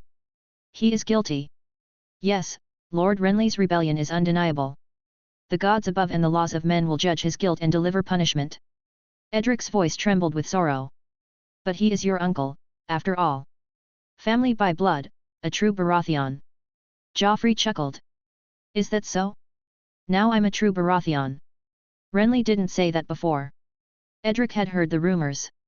Yes, Your Grace. Lord Renly's transgressions are unforgivable. I only beg your grace to grant a sliver of pardon, just a sliver. Something that doesn't violate the law but saves you from the stain of kinslaying. Kinslaying was a great taboo in Westeros. People passed down the belief that kinslayers would be forever scorned by the world. Both the old gods and the new would eternally curse them. Joffrey didn't care about that. Killing one was the same as killing two. Was he supposed to fear stacked curses and deepened harm? Renly indeed didn't need to die, but certainly not out of fear of a curse. As for this bastard, he had been thinking of letting this insignificant boy go, but now it seemed he was also a restless fellow. He stared coldly at Edric. Are you threatening me? He doesn't mean that, Your Grace, Courtenay Penrose couldn't help but interject. Then what does he mean? Joffrey completely dropped his smile. Edric, who do you think you are? Daring to try to influence affairs of state. The atmosphere suddenly turned heavy. Courtenay Penrose's next words were immediately choked back. Joffrey's tone was sharp.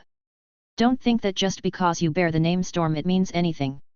It means nothing. You're just a bastard. The shame of Delena Florent. She has a husband and children of her own. Harsh words filled the entire room. Edric knelt on the ground, trembling. Sorrow, shame, fear, and anger surged together, blanking his mind. Bastard. Shame. Edric tried to ignore the unfair treatment and strange looks. However, ignoring didn't mean it didn't exist, didn't mean he truly didn't know. Edric knew. He was born on Dragonstone, the seat of Duke Stannis, but was regarded as a stain on his honor, tossed like a burden to Duke Renley at Storm's End. He only learned this later by eavesdropping on the servants' gossip. His memories had always been of Storm's End. Fortunately, life here was not bad. Although he had only ever known this one life, at least he could laugh. Duke Renley had always been kind and treated him no differently. Although as Master of Laws, he rarely returned to Storm's End, he would always bring Edric gifts whenever he did. Despite this, Edric still didn't dare call him uncle. He couldn't imagine what terrible reaction that might provoke. He shouldn't expect any changes. Things were good as they were. Sir Courtenay took great care of him, like an affectionate father, and no one in the castle dared to bully him. Later, they gradually became close friends. Each name day was also a rare day of joy. His father would send gifts on time, a pony, a sable cloak, a small warmer, never forgetting each year. Taking this opportunity, Edric would also carefully write a letter to King's Landing, thanking his father for his concern and expressing his longing. At such times, he couldn't help but feel expectant. Perhaps one day his father would personally appear at Storm's End and take him back to King's Landing. Of course, he didn't dare to hope for more. He didn't even dare to have too much hope for the small wish of returning to King's Landing. Everything in Edric's life remained Storm's End and the people in this fortress. He tried to live each day well, using sincerity and smiles to gradually win back the affection of everyone in the castle. But now, in just half a day, all his efforts had turned to nothing. The soldiers who had trained or competed together had become corpses and prisoners, the familiar cooks and maids had eyes full of fear and dread, the castle was broken, and the enemy had occupied every hall. And he had merely followed his heart, pleading for Lord Renley, and was actually. Edric bit his lip tightly, his eyes welling up. Courtenay Penrose saw it clearly but was helpless, and could only keep begging the king for forgiveness. Joffrey completely ignored Courtenay Penrose and continued to hammer at Edric. You wouldn't still be thinking you could move into the Red Keep in a grand fashion, would you? No way, right? Are you really that ignorant? Who gave you that delusion? Edric suddenly stubbornly raised his head, not saying a word, his eyes both firm and fragile. I remember, Joffrey shook his head. It's because of those gifts, isn't it? The so-called gifts sent by your father. Edric couldn't help but be stunned. Joffrey smiled, still not planning to let him go. Those were all done by Varys the Spider under the pretense of your father's name.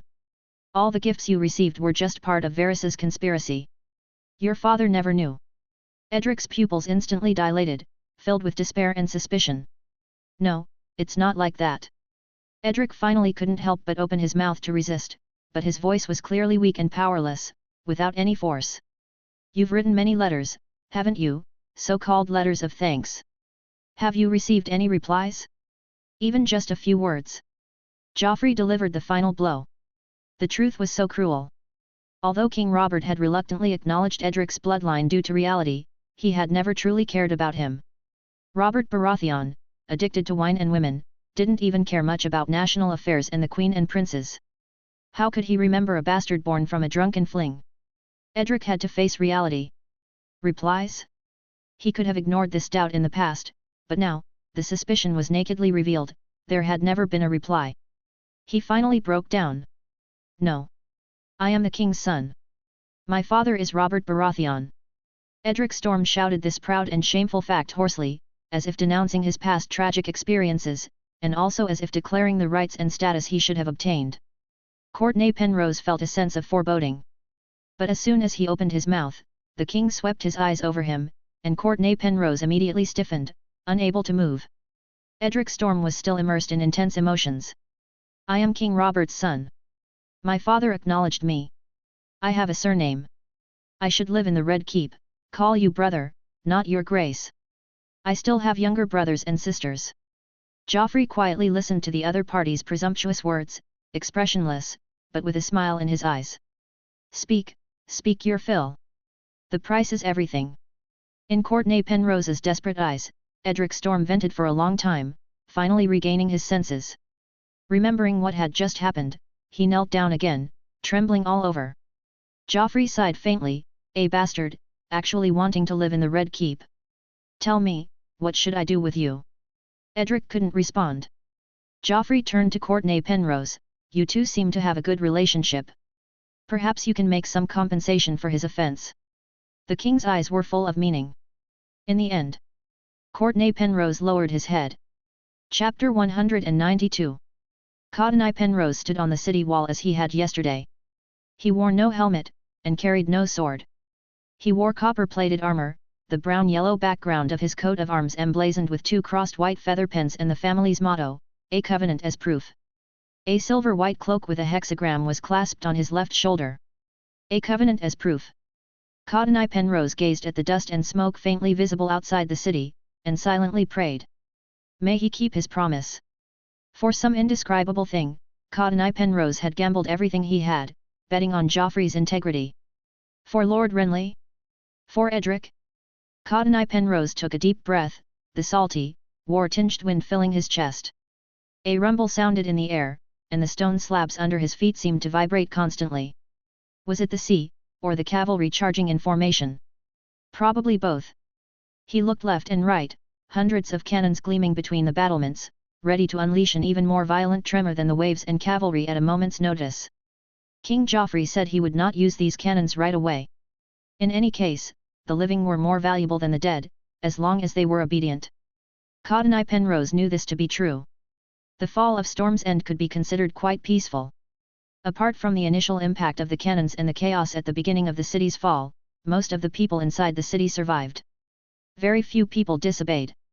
Those who survived quickly became King Joffrey's loyal subjects, daring not to complain, much less cause trouble. Especially with the bizarre creation called Divine Grace as insurance. Divine Grace. Only one night. Courtney Penrose had been granted the Divine Grace light screen for only one night, but he already thoroughly understood his situation. This was another world, a new world. He saw countless books, precious knowledge.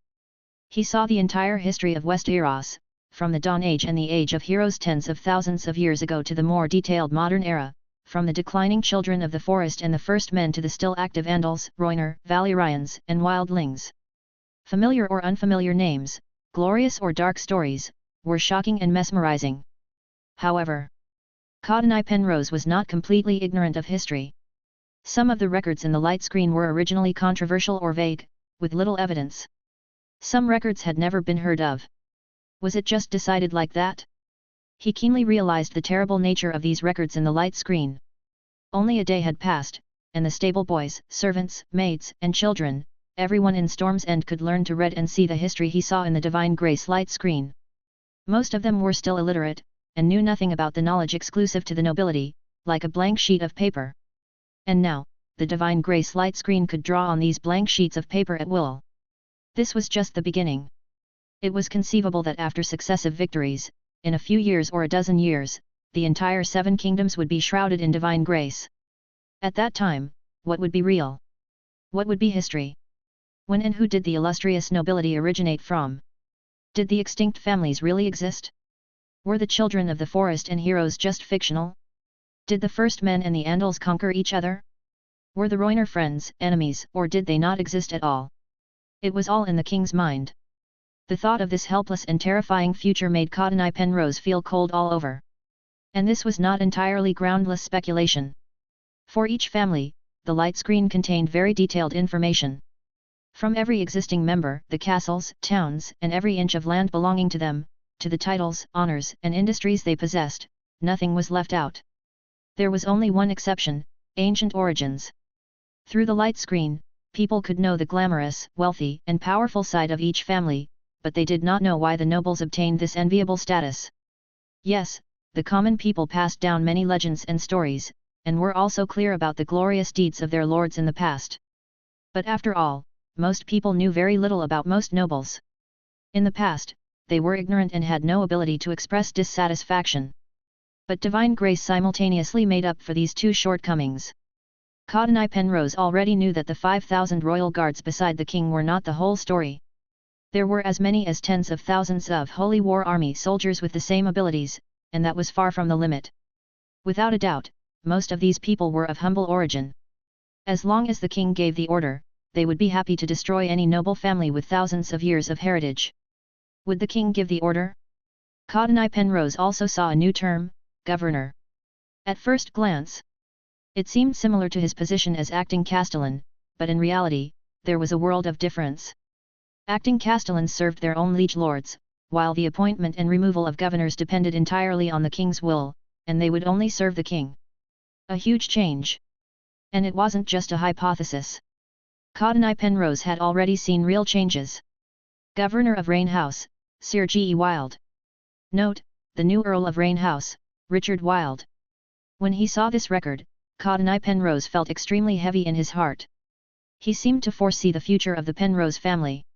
A minor earl, an ambitious governor from a collateral line. Who was the master of parchments? What surprised him even more was that he could actually see the images of the Battle of Rain House. It didn't look like a war at all, even more helpless than the fall of Storm's End. The entire castle was submerged by cannon shells and turned into ruins. Cottoneye Penrose's guess was correct. Cannons were more suitable for warships. For the past thousands or tens of thousands of years, cliffs and coasts had been natural barriers for castles. But in the face of King Joffrey's fleet, this barrier had dissipated with the wind and become the weakest and most fatal part. Just by sending a fleet along the coast, any castle could be easily captured. The truth was indeed so. Greenstone, Weeping Town, Stonehelm, Amberley, the Eyrie. Cottoneye Penrose read the battle records in the light screen and finally understood King Joffrey's strategy. It was indeed arrogant, but it had sufficient confidence. Cape Wrath and the Dornish marches had been completely occupied, and the entire southern Stormlands had changed hands. Highgarden had become the next target. Loras Tyrell had been appointed as the governor of Highgarden, and the route of advance was already very clear. Could Highgarden successfully defend itself? Cottoneye Penrose dared not imagine so. The only difference was whether to give up resistance from the beginning, or to surrender after the defense was frustrated. The result was already doomed. Highgarden changed sides, the north had always been the enemy, and the royal guards of the southern Stormlands were watching with eager eyes. Who surrounded whom? Cottoneye Penrose's eyes were heavy, watching the countless cavalry outside the city stop and hesitate. He sighed deeply in his heart. A covenant as proof. Chapter 193, Besieged City. Gazing at Storm's End ahead, everyone was utterly stunned. How is this possible? I must be seeing things. Tell me, what do you see? This is Storm's End. The cavalrymen reined in their horses, gripping the reins tightly, and couldn't help but voice their doubts. Their eyes did not deceive them. The banners on the city walls no longer displayed merely a crowned stag, but a roaring golden lion and a crowned stag facing each other. The banners of King Joffrey. What did this signify? People couldn't help but realize the terrifying truth: Storm's End had fallen. The incomparably strong, never-fallen Storm's End, which remained unscathed in any storm, and could withstand the siege of 100,000 soldiers, had been breached. How was it done? Lord Randyll Tarly looked around from horseback, his face serious and perplexed. There are no signs of battle, and the supposed military camps are nowhere to be seen. What exactly happened? Renley Baratheon couldn't help but frown. The current situation was completely beyond his expectations. Joffrey had entered Storm's End? Renley had never considered this possibility. He knew that all the preparations he had made were based on the premise that Joffrey was still outside the city. According to the plan, in order to launch a successful surprise attack and catch Joffrey off guard, Renley personally led 20,000 cavalrymen at full speed, heading straight for Storm's End, intending to end the war as quickly as possible. To paralyze the enemy and ensure complete success, he didn't even send scouts to gather intelligence, so as not to let Joffrey perceive the danger. After all, since he couldn't block the sea route, even if only Joffrey escaped, it would be a huge loss. For this reason, the troops advanced quietly and quickly, with the vanguard never straying far, only defending the surrounding area to prevent anyone from reporting to Joffrey. Everything had been calm until last night. But now, Renley looked at his Storm's End and those banners from afar, the frustration and anger in his heart almost exploding. My Storm's End. Mine. Joffrey, how dare you plant such a shameful banner on the walls of Storm's End? Storm's End does not belong to the Lion. Fueled by anger, Renly couldn't help but breathe rapidly. Lord Randyll Tarly quickly reminded, Your Majesty, the priority now is to appease the soldiers and build a camp. We have travelled a long distance and are unable to fight against the castle. Let's settle down first, gather information, and then make plans. Renly took a deep breath. That's right. Lord Randyll, go and handle it. Randyll Tarly accepted the order and left. The other generals around looked at each other, wondering whether they should step forward to speak or quietly distance themselves. Renly smiled pretentiously, It seems we'll have to spend the night outside the city tonight. Everyone, go and get busy, and be sure to settle down before sunset. The crowd secretly breathed a sigh of relief and asked King Renly for permission to leave. Watching the lords leave, Renly's gaze returned to his Storm's End. Although his emotions had eased slightly, they were even more somber and dim. Storm's End. How exactly was it done? Was it because of Joffrey's strange powers and sorcery? Doesn't Storm's End also possess ancient magic? Joffrey's power is real, so is Storm's End's only a lie? Renly couldn't help but feel lost. At this moment, under the orders of the generals, 20,000 people gradually began to move.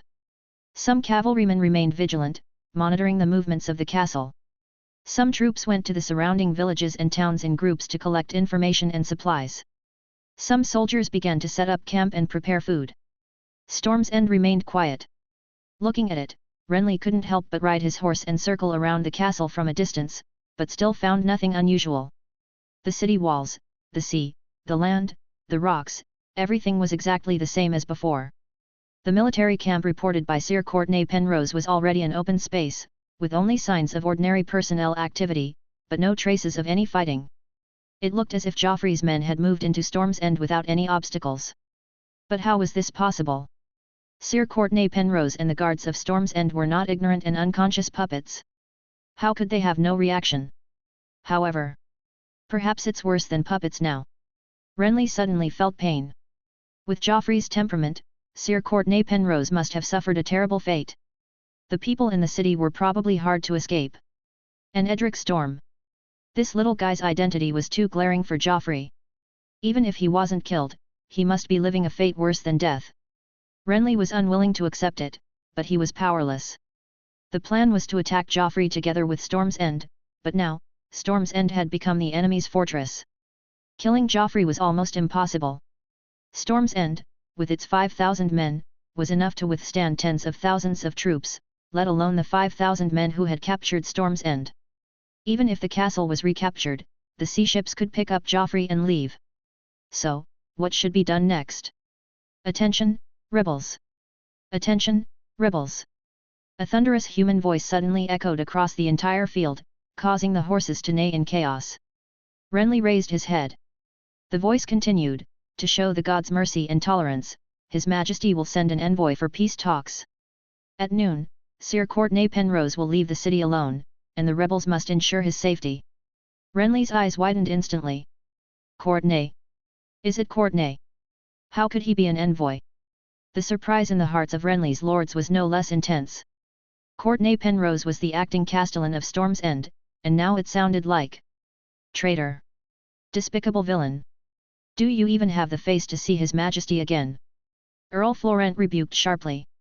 Inside the hastily built camp, Renly and a group of lords formed a circle, seriously examining Courtenay Penrose, who was standing in the middle. Renly had calmed down a lot. Until now, he still didn't believe that Sir Courtenay Penrose would really betray him. Sir, explain your intention, Renly said. Courtenay Penrose's eyes were filled with sorrow and pain. His Majesty the King ordered me to come and persuade you to surrender. So that's how it is. If you are willing to give up resistance, withdraw the accusations and unwarranted demands, His Majesty will pardon your death penalty and exile you to the wall as a member of the Night's Watch. The lords will also be pardoned. Courtenay Penrose sighed sadly, failure is inevitable, please think twice. Lord Renly. Everyone could no longer restrain their anger and contempt. Did you say Lord Renly? What kind of grace did His Majesty Renly bestow upon you? Only a few days have passed, and you've changed your address to Lord? chameleon. Speak. Why did you hand over Storm's End to Joffrey? Renley secretly cheered up. Courtenay really didn't want to answer. But the light curtain had already given a prompt, so he could only comply. Storm's End was not handed over by me. His Majesty is favored by the gods, and his power is enough to control wood and stone. Renly's heart sank. Courtenay calmly narrated, after a week of siege, a small boat sneaked into the waterway along the dock under the cliff. Then the city walls separated on their own, and His Majesty's army was able to enter the city smoothly.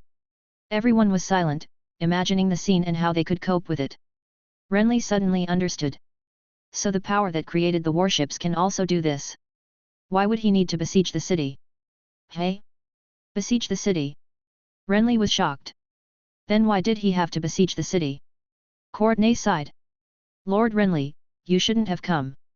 Chapter 194. Truth and Reversal. Storm's End is not the only one.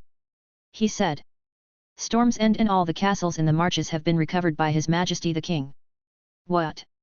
The expressions of the generals in the tent became even more interesting.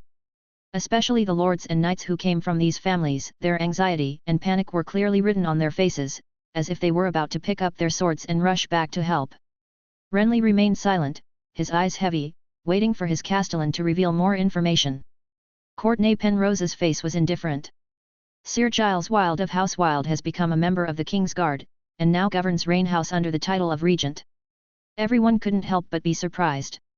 Richard Wilde has inherited the family name, and has submitted to the Iron Throne as the Earl of Rainhouse, swearing to dissolve all other contracts, including his allegiance to Storm's End. Footsteps rustled outside the tent. Many people lowered their heads in thought, some looked at King Renly, and some cast concerned glances at the elderly Sir Mond Wilde. Courtenay Penrose looked at Mond Wilde. I am very sorry, your nephew, Earl Caspar Wilde, unfortunately died in battle. The warriors with higher precedence in the line of succession than Earl Richard were all very brave, but also. Sir Mond Wilde's beard trembled. Glorious death should not cause hatred. But I still have to ask, what is a regent? Everyone immediately perked up their ears. According to instructions, Courtenay Penrose explained seriously. The era is about to change. For the unity and peace of the Seven Kingdoms, to better meet the challenges of the end times, and to make the country prosperous and strong, His Majesty will gradually promote institutional reforms under his rule, governing the country with appointed officials such as regents. However, the nobility still enjoys a respected status, the inheritance of titles remains the same, and regents can be preferentially selected from within their own families. The reassurance in the second half of the sentence was useless. People noticed the words that shouldn't have appeared. Preferentially? Selected? Isn't it a matter of course for lords to rule their lands? Even if the lord is an idiot who doesn't understand anything, it should be handled within the family. How can the king interfere in the affairs of the nobility? There is no precedent for this. The free trade city-states across the narrow sea use ridiculous elections to decide their rulers, and the result is frequent turmoil and constant conspiracies and assassinations. How can they compare to the nobility that has been passed down for thousands of years? The air in the tent became even more oppressive. However, the king has already done this. The war is not going well, how should we respond in the future? Everyone had different expressions. Earl Urton Estermont. Courtenay Penrose looked at the three generations of the Estermont family. Your brother, Sir Lomas Estermont, has been appointed as the regent of Greenstone. Fortunately, Greenstone has not suffered much damage. I believe you will see a more beautiful Greenstone after your safe return. The heir of the old Earl Estermont, Sir Iman, still couldn't hold back his temper, whether it's power or talent, I'm more suitable than my uncle Lomas. Courtenay Penrose shook his head, unfortunately, you weren't there at the time, Sir. Before Iman Estermont could speak again, Courtenay had already looked at the next person, Sir Donnell Swan, your brother, Sir Balon Swan of the King's Guard, has become the regent of Stonehelm. Donnell Swan's expression was complicated and he didn't speak. Then came another one. Earl Bryce Caron, your bastard brother has been legitimized by His Majesty the King and serves as the regent of Nightsong under the name of Roland Caron. Earl Leighton Morigen, you. Inside the tent, only Courtenay's pronouncements remained. Every time he finished a sentence, at least one person's face would change drastically, at a loss. Finally, Sir Loras Tyrell of the King's Guard has been appointed as the Regent of Highgarden and is on his way to Highgarden to arrange the marriage with Lady Marjorie. Courtenay Penrose bowed and ended his speech. After a brief silence, the tent instantly erupted. Everyone vented the emotions accumulated in their hearts, arguing and quarreling with flushed faces, directly declaring a decisive battle, euphemistically advising, questioning repeatedly, and speaking passionately. Earl Randall Tarley observed King Renly's reaction calmly and silently. The situation had completely reversed in just one day. The north and south had become enemy territory, and Storm's End and the coast in the east blocked the way forward. The Queen of Thorns' choice would determine whether the west was a dead end or a path to survival. Would Highgarden choose the losing side? King Renly's face was calm. Randall Tarley withdrew his gaze and instead sized up his son Dickon. With 3 to 5 years of training, Dickon would become an excellent warrior and general. In 10 or 8 years, he could also be a qualified lord. Is the time too long? Will Hornhill also have a regent? Who will the king choose, Sam? Is there still hope for victory in the war? Randall Tarley never blindly optimistic. Even if only analyzing with the known information, King Joffrey's power had already far exceeded the scope that the coalition forces could cope with. The size of the royal fleet would only be limited by the number of skilled crew members, and could maintain at least several hundred warships. Castles and fortifications were still solid shields against King Joffrey's army, but they were no longer very useful to oneself, and sometimes they were even an obstacle to maneuverability. Strong light and loud noise, and if the unconfirmed flames and healing were also counted. Randall Tarley couldn't help but sigh silently. The battlefield experience that had been common for hundreds and thousands of years was probably going to be outdated. Will there still be evenly matched wars in the future? What would that be like? Randall Tarley suddenly wanted to see it. The noise continued for a while before gradually subsiding. The people who had quieted down looked at the king, who was still calm, hoping that the king could make some kind of decision. Renly and Courtenay Penrose stared deeply at each other. Sire, if my answer is no? Will you continue to support Joffrey and draw your sword against me? Renly opened his chest. If that's really the case, come on, sire. Stab me with your sword, I won't resist. Let's end this war here. People were dumbfounded, not knowing what the king meant. Alas! Courtenay Penrose sighed melancholically, please look at me, where do I have a sword? In an instant. The words on the God's Grace light curtain turned red, and Edric's face and King Joffrey's voice filled his entire mind at the same time. What choice to make? What is betrayal? What is worth protecting? Courtenay Penrose knelt on one knee. Since you are determined to do so, I have no choice but to accompany you to the end. No matter what, it's just death. Of course, it's best to succeed and let you sit on the Iron Throne that you should rightfully have. Your Majesty Renly. The people in the tent were immediately stunned, unable to accept this shocking reversal for a while. Your Majesty. Courtenay Penrose raised his head calmly, I have a plan. Renly laughed heartily. Chapter 195. I really didn't see it, Renly is a gambling dog. Joffrey sighed silently. After knowing so many truths, he's still delusional about being able to make a comeback, deeply believed in Courtenay Penrose's words, and even believed in that kind of plan. It's a bit naive. Now that he knows the existence of magical power, has he ever thought that Courtenay Penrose would be affected or controlled by similar forces? In fact, that's exactly the case. Joffrey was able to persuade Courtenay Penrose in just one night, relying not only on coercion and inducement. Just want to do everything with words? That's too arrogant. Magic is the most reliable and reassuring. As long as Courtenay's heart has a little wavering, magic can continuously concentrate and amplify his thoughts in one direction, and eventually overwhelm other thoughts and make decisions for him. This is normal.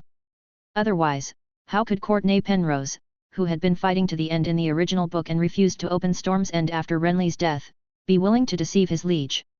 It is difficult to force a person who is not afraid of death to do anything. Perhaps it is because he knows Courtenay's character that Renly trusts him so much. Of course, it may also be that he is so desperate that he has no way out. Faced with the only glimmer of victory, he has to choose to believe and firmly protect the last hope. A person who is about to drown, how can he have the energy to distinguish whether he is grabbing a lifebuoy or a noose? Renly is the same. Joffrey can say with certainty that Renly is grabbing a noose that is slowly tightening. Waiting for the opportunity to mature, the noose will be tightened. The prey Joffrey is patiently waiting for will also step into the trap, and then he will wipe them all out in one fell swoop, simply and neatly. Sandor, he called out to the hound, in the past few days, keep your men safe, don't use the artillery, leave only one regiment to defend the city wall, and the others stay in the city honestly, don't let them be discovered outside the city. The hound grinned, Your Majesty, don't worry, I understand, it's just acting, everyone is very skilled. The hound patted his chest, I guarantee that the rebels will not see our details, even if they attack the city for days, we will only use ordinary army methods to defend the city, and never use magic. Joffrey nodded, also, don't forget to release some ravens every day, and be sure to ensure that they are shot down by the rebels. The hound asked again, what about the content of the letter? Joffrey shook his head, do I still need to teach you this? You also know the plan. It's nothing more than intelligence such as weak defenses, exhausted strength, the magic effect of Storm's End greatly increased, magic, and requests for ships to pick them up. Joffrey stood up and walked to the window, in short, just let my uncle Renley, who is unwilling to fail, feel at ease. Give a reason, and people will deceive themselves. Joffrey looked out. The sea was a bright and fresh azure blue, rolling with white waves. There was not a shadow of a ship. Courtney Penrose gave Renley a somewhat reasonable and awkward explanation. Joffrey is trying to create a false image of full confidence, so as to restrain the coalition forces outside the city and prevent them from advancing or retreating, hesitating how to leave safely, and not daring to attack the city rashly. Thus, he was able to divide a large number of troops to capture the northern territory of the Stormlands, completely surrounding the allied forces around Stone Mill. Therefore, Joffrey sent out all the ships, cutting off his retreat to show his confidence. Renley probably believed it. Those lords and generals at least believed it on the surface. Turning the tables. No one questioned Courtney Penrose's plan any further. After all, Renley himself had already agreed, and there was nothing else for others to say. The plan went smoothly. The ravens accompanying the army have been released to return to their nests, and it is expected that Stone Mill will receive the news tomorrow. Joffrey was very much looking forward to it. Duke Mace Tyrell and more than 30,000 troops are stationed in Stone Mill, and there are also many lords or knights from the Reach and the Stormlands. Once Renly's order arrives, at least half of the people will rush to Storm's End. Hundreds of families, 1/3 of the 7 kingdoms. Storm's End will be surrounded, the purpose is to take down Joffrey, the king, and seize the Iron Throne. A life and death war. By then, he will be able to rightfully and maximize the harvest of victory. Who can complain that the king's methods are unkind? After this battle, the Reach and the Stormlands will become the basic territory of the royal family, and the overall situation of the 7 kingdoms has been determined. Joffrey couldn't help but think of a happy trouble. 77 King's Guard seemed to be not enough soon, should they be increased to 777? More than 30 vacancies, the Reach alone can fill the quota, and there will be many left over. It is indeed the most fertile land in the 7 kingdoms. Highgarden. It's really a busy day, an important day for the 7 kingdoms. He said with inexplicable emotion. The hound listened beside him, not knowing what it meant, but vaguely felt that it was not a bad thing. Joffrey sat back on the throne. I have things to do outside, take care of my body and don't let anyone disturb me. Yes, Your Majesty. The hound skillfully closed the doors and windows and arranged guards. This is not the first time. The so-called prosthetic body is good in every way, but it is difficult to multitask. The hound has seen Joffrey trying to control 2 bodies at the same time. Although it is barely possible, his energy is obviously not as good as usual. Therefore, unless it is an emergency, Joffrey only focuses his attention on the most important place. Now, this place is Highgarden. When he opened his eyes again, what Joffrey saw was the swaying carriage, and the air was filled with the fresh scent of plants and a faint floral fragrance. He opened the curtains. As far as the eye could see, there was a whole piece of green fields and hills, dotted with red, gold, purple, and white roses, full of vibrant beauty. The King's Guard troops lined up in a long line in the middle were a bit of an eyesore. Nature and violence, a clear contrast. Joffrey got out of the carriage. Everyone, please be polite, let's concentrate on the road. What kind of charm does beautiful Highgarden have? It's really making people can't wait. Fearless Baristan and Loras and others got up silently. Joffrey looked westward into the distance. The white majestic castle occupies the entire hill, and carriages and horses are constantly travelling on the two connected avenues, and the wide river below flows slowly, nourishing the vast green land. The castle has 3 white circular walls. The bottom wall surrounds the entire foot of the mountain. The area between it and the second wall is full of green, which is a carefully arranged plant maze, used to entertain guests and for fun. Of course, enemies will also get lost in this maze and fall into traps. The last wall is the highest and thickest. Slender and elegant round towers stand between the 3 walls. This is Highgarden. It is indeed beautiful, with a kind of quiet beauty. Unfortunately, now it has blown an ear-piercing horn, and a disturbing army is pouring out of it. Chapter 196. Lord Lancel Lannister. Looking at the Highgarden army slowly approaching, Joffrey calmly questioned. You reported that yesterday evening's meeting went smoothly and that you had reached an agreement with Lady Olenna. Are we in Highgarden not truly at peace? Or is this some kind of special welcoming ceremony? Everyone looked at the Knight of Flowers. Lancel Tyrell repeatedly denied, there must be some oversight, there must be. Your Majesty, please be patient and allow me to negotiate and find out what's going on. Lancel could only give assurances, Your Majesty, Highgarden is definitely not your enemy. He knew nothing about this. As the king's messenger and governor, Lancel arrived at Highgarden earlier than the troops, allowing him to have a long night of conversation with his family before the king's arrival, and finally finalized the family's decision. Wasn't it all agreed?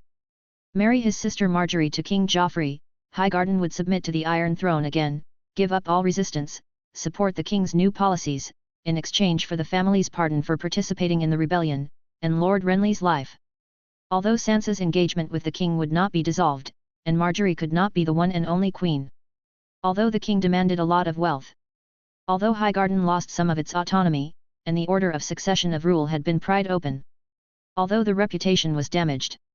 But at least, the family could continue, Highgarden would not become a ruined disaster, and the Tyrells would still be the leaders of the Reach. Nothing more could be asked for. However, what is this now? Did they really intend to attack King Joffrey, with just these 20,000 ordinary new troops? Wasn't the information I revealed clear enough? Lancel looked around. Thousands of guardsmen had stopped, and each squad and platoon were forming their own defensive formations and connecting with each other. The formation seemed loose, but it was strong enough for the guardsmen, and their efficiency in killing enemies was extremely high. Even in close combat, no ordinary army could match them.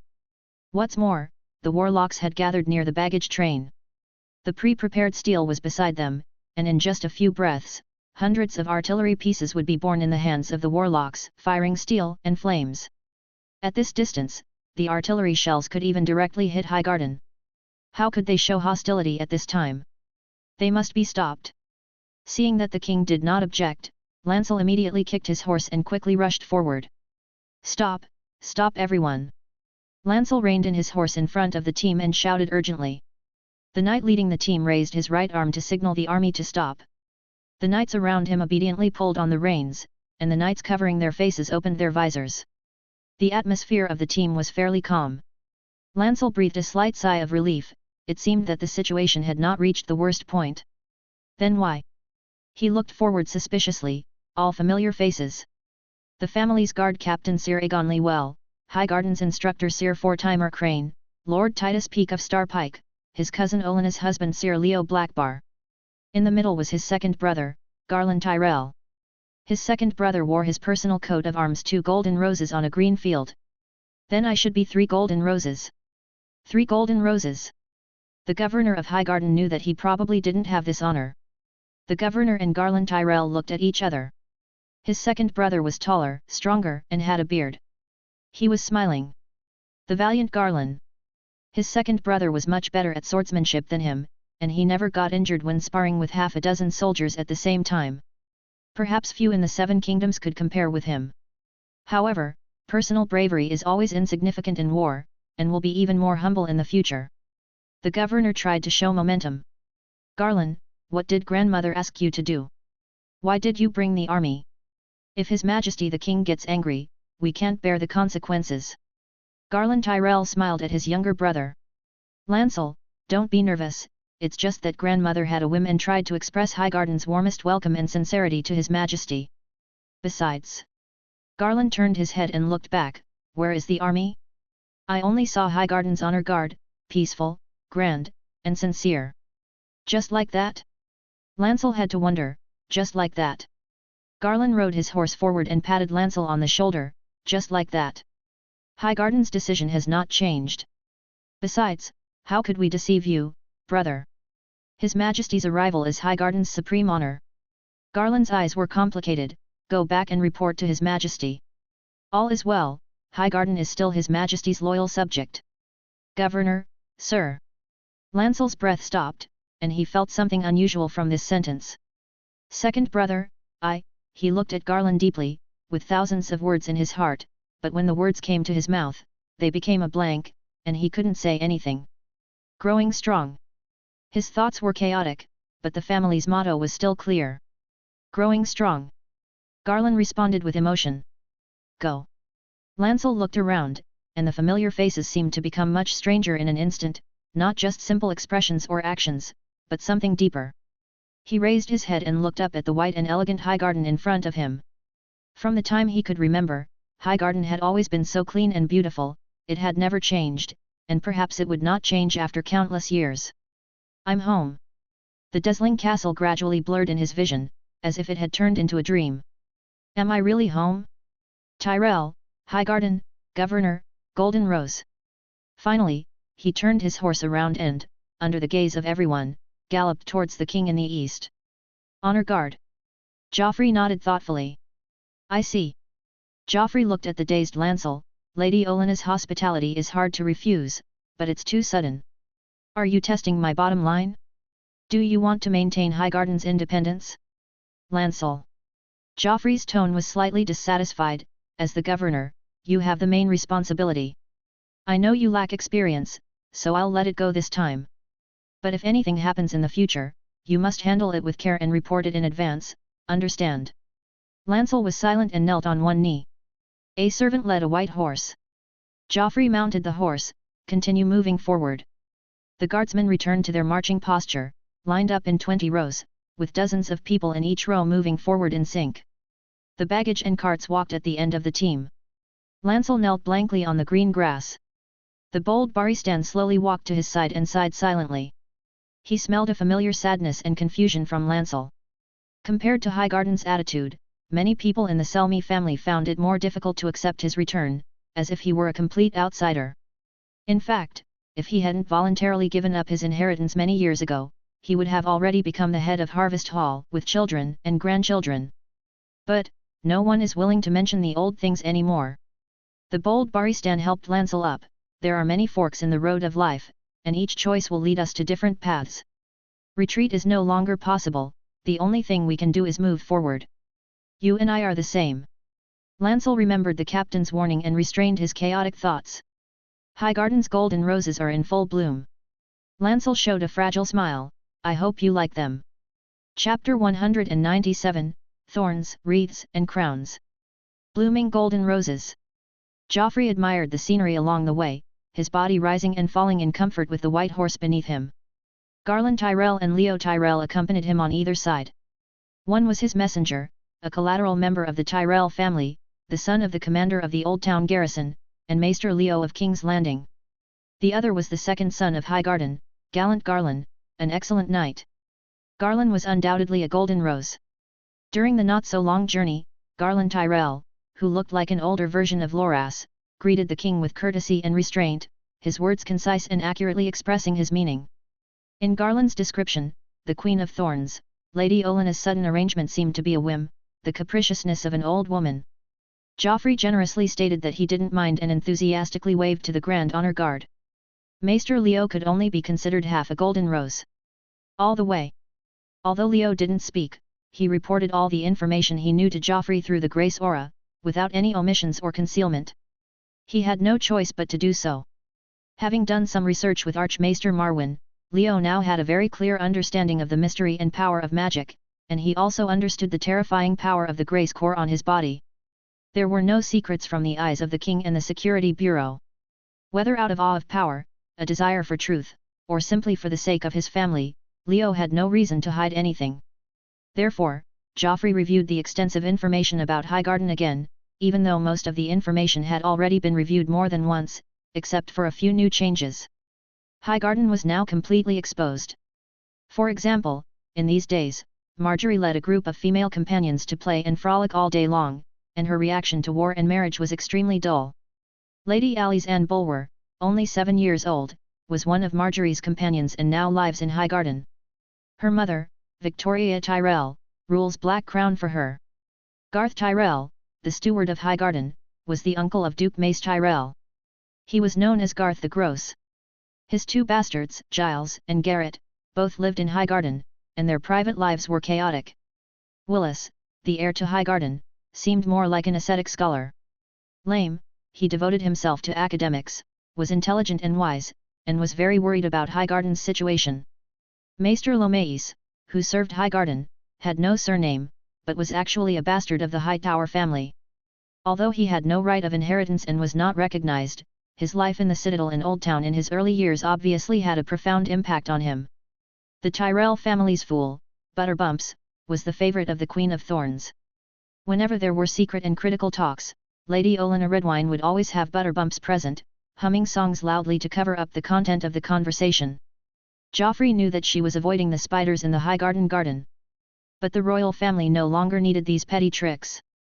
Varys's and Littlefinger's spies were either abandoned and hidden, or dealt with, or brought back to arrange more useful responsibilities.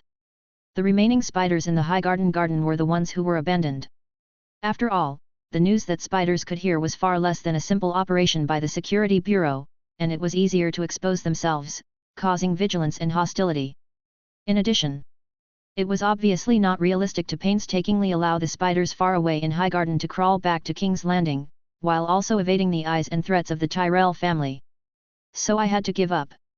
But now, at this moment, they can be reactivated. Joffrey looked straight ahead. The gates of Highgarden were wide open, the outlines were clear, and the faces of the crowd on both sides gradually became clear. Until he could smell the perfume. He raised his hand. The entire Imperial Guard behind him stopped instantly. The Honor Guard, covering the mountains and plains, slowly crowded over, with drums and horns constantly sounding, seemingly demonstrating, seemingly celebrating. Everyone, dispense with the formalities. Joffrey dismounted. Standing in front of him was the head of Highgarden, the Queen of Thorns, Olenna Redwine. Joffrey smiled and cast his gaze over. The old woman had a head of silver hair, was short in stature, and the hands holding her cane were deeply sunken into the top of the cane, seemingly soft and without bone support, with thin fingers and mostly knuckles. 2 tall guards with extremely similar appearances supported and guarded her on both sides. Olenna Redwine called them her left hand and right hand. But she now shook off her left hand and right hand. Your Majesty, it is an honor for Highgarden to receive a benevolent monarch like you. She opened her toothless mouth, and the breath she exhaled was filled with the sour and rotten smell unique to old women. Joffrey quietly moved back. Lady Olenna, you flatter me. Lady Olenna Redwine seemed oblivious. Also, please forgive this old woman's ignorance. Is the war over? Is Renley dead? Is no one fighting you for that throne anymore? What a sharp-tongued Queen of Thorns. Joffrey chuckled. The war is not over yet. We have only recovered Storm's End, Cape Wrath, the Dornish Marches, and the coastal territories. Not worth mentioning, not worth mentioning. But it's only a matter of days. He smiled. Renley is about to approach Storm's End with an army of 50,000, and a clean and decisive battle will bring peace to the 7 kingdoms. Loras and several Tyrells gathered around. Joffrey glanced at Loras, but after all, he is my uncle, and I can't bear the curse of kinslaying. Lady Olenna, I'm afraid you won't see the day Uncle Renley dies. The Queen of Thorns snorted, not necessarily. The wall is so cold, how can a delicate person like Renley bear it? Loras was saddened. Joffrey changed the subject. Please rest assured, I will also pay attention to protecting the life of Duke Mace, as long as he does not recklessly and bravely devote himself to Uncle Renley at the moment of the decisive battle. The Queen of Thorns did not hesitate. Please rest assured on this point as well, my son won't. Mother, Lady Aelry Hightower couldn't help but plead for her husband. She had long silver hair, a dignified posture, and looked to be in her 30s. Shut up, Lady Olenna was still ruthless to her daughter-in-law. I was just saying some facts about my son, and I don't need you to be a good person. Do you want Highgarden to lie in front of His Majesty? Don't be like that, grandmother, Marjorie walked over gracefully. His Majesty has come from afar, probably not to discuss how brave father is with you, right? She smiled sweetly at Joffrey. Your Majesty, I have picked the most beautiful golden roses in Highgarden to make a wreath for you, please don't refuse. She held out a golden wreath, her eyes full of anticipation. The girl was wearing light green brocade, and the tight-fitting bodice set off her shapely figure. Her soft brown hair was scattered over her white shoulders, making people really want to pounce on her and take a bite. Especially those doe-like brown eyes, which were particularly playful and lovely. Joffrey smiled brightly. My dear Miss Marjorie, I also have a gift for you. A queen's crown. Joffrey conjured a golden crown. The ornamentation was thorns and branches, and a pair of lions and stags were pressing down on a golden rose. Chapter 198. Looking at the golden crown that matched the king's crown in style, Marjorie tilted her head curiously. Your Majesty, what amazing magic! She was full of excitement, and naturally took Joffrey's arm and shook it gently. Teach me. Change. Marjorie stretched out her white and tender little hand and pointed it randomly, pretending to cast a spell, turn into a lot of gold. And beautiful jewelry. Joffrey was amused. Haha, there's no need to do magic, you already have it all, my dear Marjorie. You are the Queen of the Seven Kingdoms. He brought the carefully prepared queen's crown closer to the girl's soft brown hair. Marjorie seemed embarrassed, shaking her head to avoid it, but the crown followed closely, without any intention of slowing down. Her eyes rolled around nimbly for a few circles, paused, and still didn't dodge any more. The queen's crown was successfully placed on her head. The Queen of Thorns then spoke again, Your Majesty, from what you mean, Renley is not dead yet, so his marriage contract with Marjorie. The slightly ambiguous atmosphere was instantly broken. Joffrey calmly took the golden rose wreath from Marjorie's hand and decorated it on his golden crown. The red-robed monk Thunderous squeezed over from the crowd, holding up a roll of parchment. That marriage contract is invalid at all. Thunderous said. Renley is undoubtedly a traitor and an ambitious person, neither a good lord nor could he be a good husband. What's more, this is just a verbal agreement, Miss Marjorie hasn't agreed yet. Everyone was attracted by Thunderous's speech. The scroll held by the red-robed monk was the focus of countless eyes. The scroll was sealed with a six-pointed star of wax mud.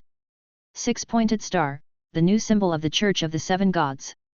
This is the annulment of the marriage contract signed by the High Septon. Everyone immediately understood. A marriage without consummation can be annulled by the High Septon. Moreover, the annulment of the marriage contract signed by the High Septon does not require any witnesses, only a request from at least one of the two parties to the marriage is required. Did Marjorie make a request? People know it well. In any case, the validity of this document remains. The red-robed monk Thunderous publicly opened the seal and handed the document to the king and others. Marjorie saw it clearly. The document stated the articles of annulment of the marriage contract and the High Septon's signature, with the seal of the church. A ink pen lay at the bottom of the document, next to a blank line. Dear Marjorie. Joffrey's eyes were gentle, just sign here, and everything will be back on track. You can freely choose your lover, and also spare my uncle Renley, who is consumed by ambition. He joked, otherwise, your brother will be angry. Hee. Everyone looked at Loras, either openly or secretly, causing him to blush with shame. Marjorie looked at her grandmother. The Queen of Thorns tapped the ground with her cane. Your Majesty is so considerate. Good granddaughter, what are you hesitating about? Quickly do it and correct the stupid mistake your father made. So she picked up the ink pen, and the delicate ink marks wandered across the paper, converging into Marjorie Tyrell. Then, she smiled brightly at Joffrey and put down the pen. In the next moment, all the royal guards immediately raised their arms and shouted, Long live Queen Marjorie! Long live King Joffrey! The sound shook the wilderness and lasted for a long time.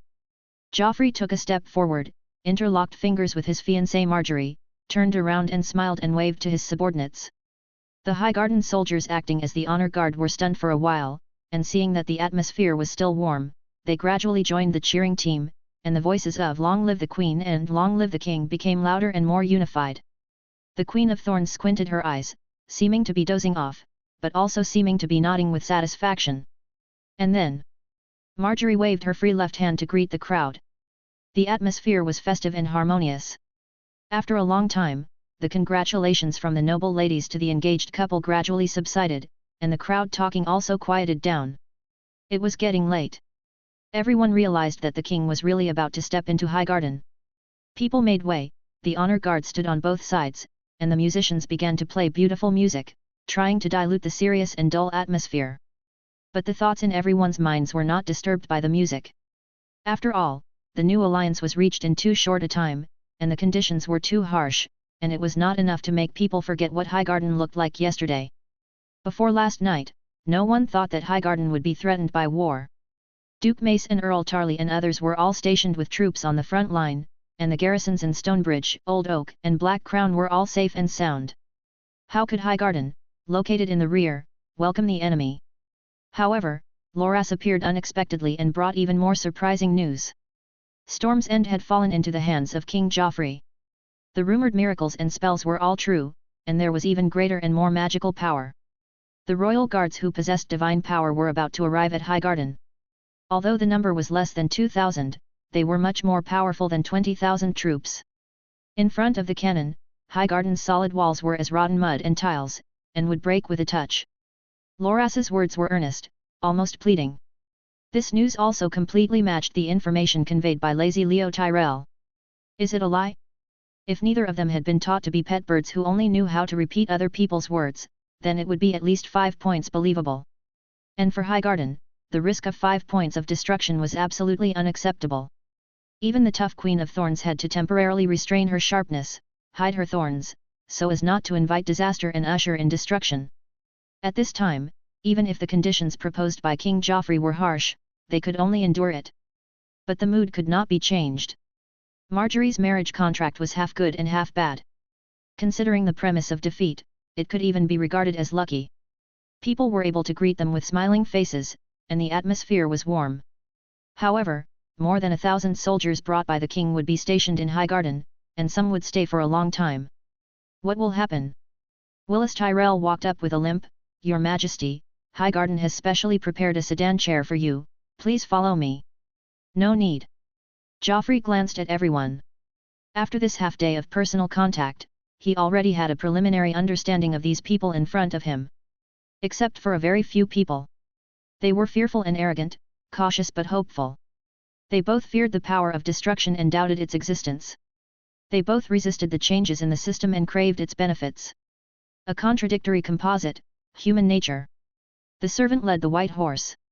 Joffrey wrapped his arms around Marjorie's waist and put her on the mount. It's so itchy. Marjorie giggled. Joffrey straddled the white horse, holding his fiancée in his arms, with both hands holding the reins. He looked at Willis below. No matter how comfortable the sedan chair is, how can it compare to touring the beautiful scenery with my lovely queen? It's just right for the two of us to say some sweet nothings. Willis bowed, as you wish. However, the environment of the plant maze in the city is complicated, and my little sister probably won't be able to fully explore it. Please allow a servant to guide you. After Joffrey issued the instructions in the light curtain, he showed a mysterious smile. Don't worry, it won't be complicated soon. Chapter 199, The Military Parade. All eyes were on them. 106-starred silver robes emerged from the King's Guard, extending their hands to press against the walls and ground of Highgarden. Most people were clueless. Marjorie had a guess in her heart. She gently twisted her body, looking back at Joffrey, who was holding her. Your Majesty, is this going to be a performance of that magical power? It's more than just a performance. Joffrey leaned close to her ear. The girl carried a faint rose fragrance, as well as another unique, indescribable sweet scent, similar to but different from the scents of Hannah, Sansa, and Daenerys. You'll know when you see it. The sunlight was bright, but the girl in front of him was cold, making him want to get closer. And he did just that.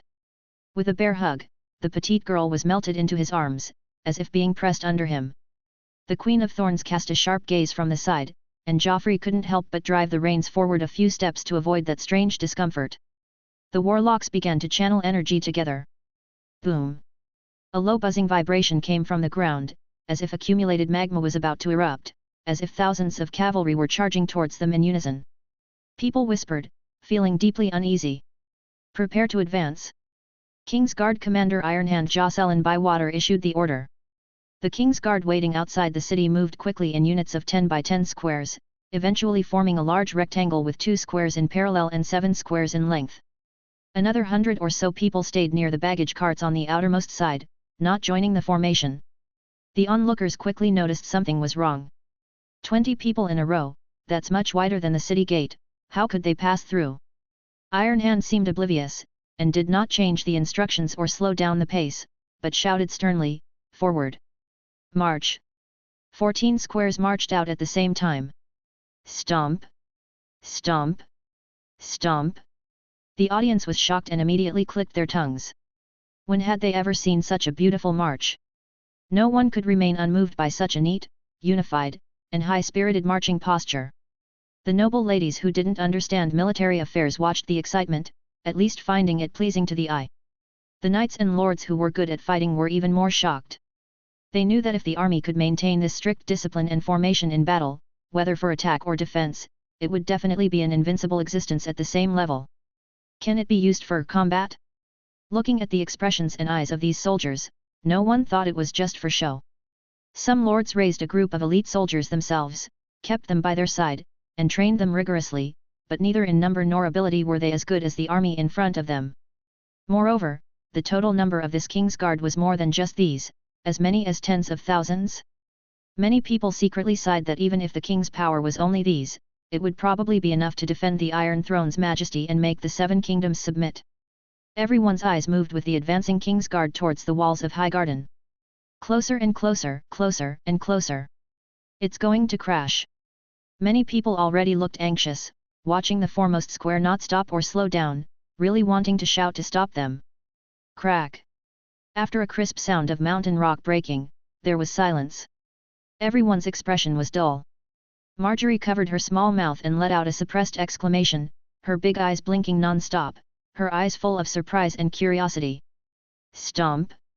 Stomp! Stomp! The 2 King's Guard squares at the very front steadily crossed the city wall that took the initiative to give way and entered Highgarden. The Queen of Thorns looked serious, unconsciously squeezing out a face full of deep wrinkles. She leaned on her crutches and stared closely at the strange changes in Highgarden. The open city gate inexplicably became much larger, and the 2 heavy wooden doors moved to both sides along with the solid city walls, making the gap in the middle bigger and bigger, higher and higher. Seeing the reactions of the people around her, the Queen of Thorns understood that she was not seeing things. This is the truth. Lady Olenna Tyrell looked up, the gatehouse above the city gate moved to one side of the city wall, and the original position became a vacant sky. This city wall was completely turned into open space. How wide? Enough for dozens or hundreds of people to pour into Highgarden at the same time. Hot oil can't be poured that far, catapults can't throw that close, and the power of arrows is not enough to wipe out all enemies. How long? It extends straight from the King's Road outside Highgarden to inside Highgarden, and a charge can break through the defense line. And it's getting longer and longer. Marjorie shook Joffrey's arm, pouting her lips aggrievedly. The gardens have been demolished, and the bare stairs are not good looking at all. The warlock was renovating the road inward along the breach of the city gate, and the maze of plants along the way had become steps. Joffrey smiled faintly, "It's nothing, after we visit Highgarden, I'll have them restore it to its original state, nothing will change." Marjorie just sighed at him, her emotions completely exposed. Joffrey lovingly rubbed the girl's hair, reached out and pointed to the sky, "Don't be sad, there's another surprise for you. Right now, look at the sky." Marjorie leaned on his shoulder and raised her eyes. Boom! Boom! Boom!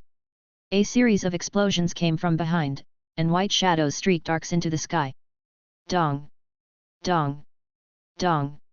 The salutes exploded into brilliant red, gold, black, and emerald fireworks in the sky above Highgarden, still clearly visible even in the daylight. Marjorie murmured softly, "So beautiful." Using artillery as a base, and adding the set light magic energy, it is easy to explode any pattern. Joffrey was also immersed in the fireworks feast. Dong! This one is a scarlet multi-ring, engraved with complex and mysterious ornamentation spells. Dong! Dong! The dark black strong stag gently sniffs a golden rose. Dong! Dong! Dong! The golden sword is inserted on the red meteor and falls to the cyan land. Dong! The sound vibrates all around, and the light shines on the earth. People all over Highgarden can enjoy this unprecedented visual feast. However, people's moods are different. Stomp! Stomp! Stomp! Along the constantly extending steps, the King's Guard went all the way forward until they reached the ancient tower in the very center of Highgarden before they were willing to stop. The artillery fire finally stopped. The atmosphere of silence and surprise lasted for a long time. Joffrey drove his horse to the Queen of Thorns.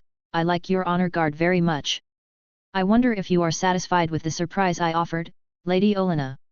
Olenna Tyrell sighed leisurely, satisfied, how can I not be satisfied with such a unique and moving picture? Your Majesty has taken the trouble. Joffrey tightened the girl in his arms, for my lovely queen, anything is worth it. Marjorie, he put his chin on the girl's shoulder, say goodbye to Grandma, and then take me for a good tour of Highgarden. Marjorie winked at her grandmother, don't worry, we are all safe. Lady Olenna nodded with emotion. Joffrey kicked the horse's belly, entered Highgarden along the steps, and gradually disappeared into the depths of the garden. Chapter 200. Maze. The maze was deep and secluded. Purple beech, boxwood, and holly formed dense, orderly hedges, adorned with roses, monthly roses, and wild roses, adding a touch of spring. The paths for walking changed in countless ways. After walking straight for a while, the crossroads encountered were difficult to choose from. Straight ahead was a wall of golden roses. If you wanted to pick your favorite flower, remember that sharp thorns were hidden beneath layers of lush green vines. To the left was an arc, the view blocked by green walls of trees. Where did it lead? To the right was a winding path that swayed back and forth. One could only see 3 corners, each corner with an increasingly large arc, while the more distant places were similarly deeply hidden. Clop, clop, clop. The white horse moved its hooves, stepping on the soft, grassy ground, and approached the golden rose wall. A hand touched the most exquisite rose. Silently, the branches and leaves joyfully surged, sending the entire wall of golden roses to surround this flower. Surrounded by countless of its kind, this rose broke free from the constraints of the flower wall, gently falling down with its companions. It fell into Joffrey's palm, and was then presented to the beautiful maiden, allowing her to play with it and smell it. It's like a tiny 7-layer cake. Marjorie giggled, stroking the smooth petals of the rose crown.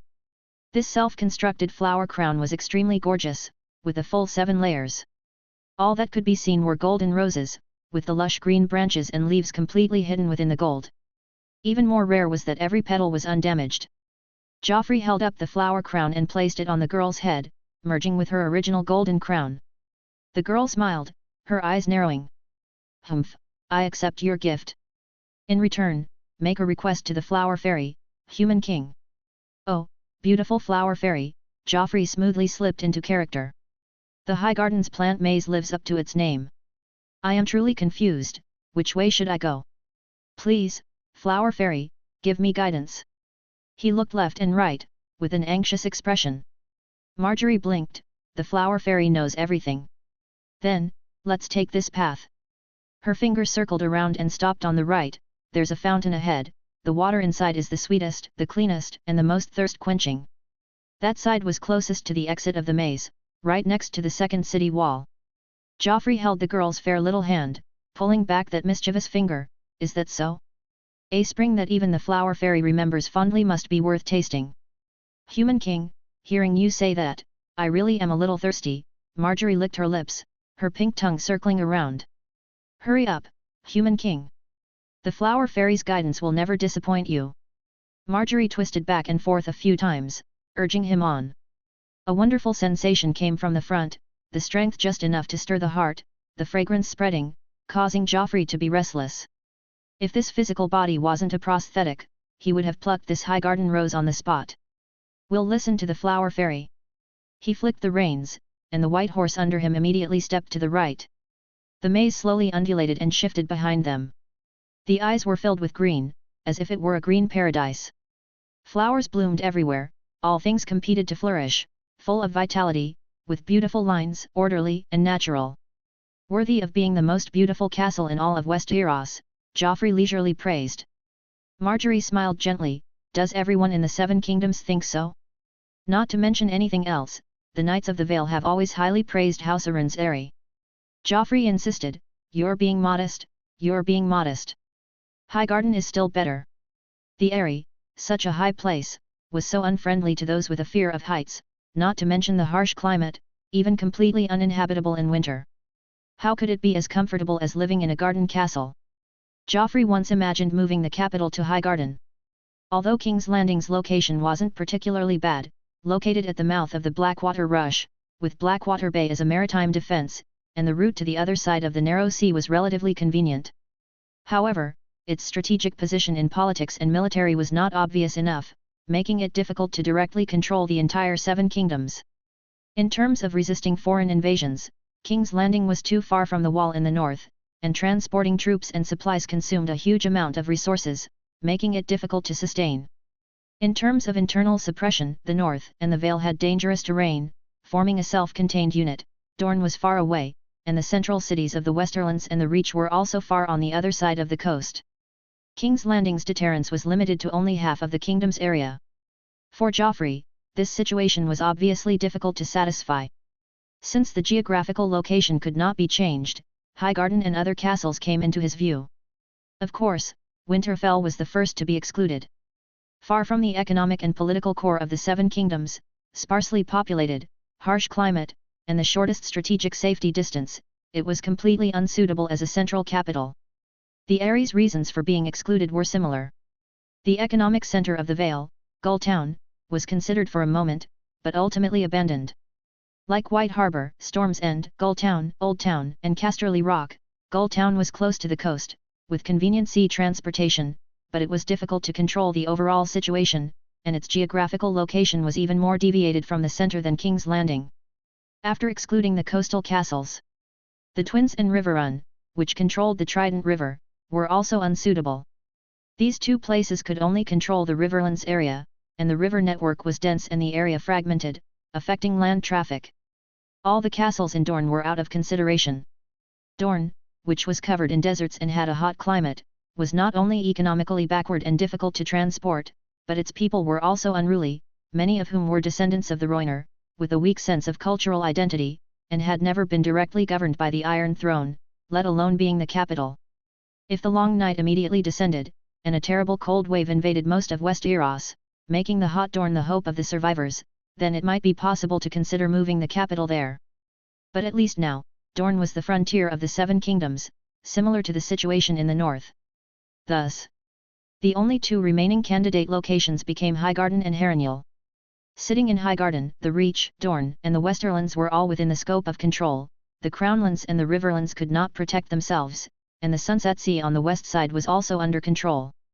Harrenhal's location was closer to the center of the continent, located between the Westerlands, the Vale, the Riverlands, and the Crownlands, adjacent to the God's Eye, close to the Bay of Crabs, and controlling the narrow sea was not troublesome either. How should he choose? Joffrey hadn't made a decision yet. However, this kind of thing was at least not possible this year. He had plenty of time to think, and enough opportunities to observe, analyze, and take action. Like today. Joffrey's eyes were deep and he stared straight ahead, as if seeing everything that was happening inside Highgarden through the layers of green walls. Flower Fairy, please give me more guidance before evening. Marjorie turned her head and asked curiously, what about after evening? Joffrey smiled faintly.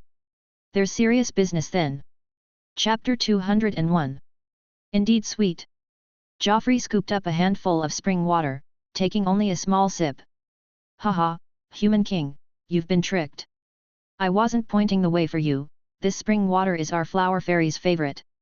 Marjorie lay down on the stone edge of the fountain, stirring the surface of the pool with both hands, cool spring water in her mouth, her throat moving from time to time, the silk clothes on her chest stretched taut, revealing enchanting curves. Splash, splash. Streams of water fell from above, striking the rippling surface, striking the girl's delicate skin, striking the small pool in her mouth, splashing out droplets of water. It seemed Marjorie was having a lot of fun. Joffrey quietly admired the beautiful scene, not wanting to interrupt. Highgarden Rose. The clever and intelligent Highgarden Rose, Marjorie Tyrell, had already fallen in love with the king at first sight, so much so that she didn't hide her true nature. Joffrey didn't dare to be so proud. But at least, the beauty was real. That was enough. Why bother caring about the right and wrong, the truth and falsehood of other things? Moreover, he had ample confidence to protect all that was his. In front of him, people would only present their most beautiful and purest sides. Judge by actions, not intentions. Just enjoy it, why get tangled up in unnecessary human hearts and natures, only to increase troubles? Thus, Joffrey sat down next to the girl, his gaze adoring, his actions affectionate, showing no estrangement or unfamiliarity.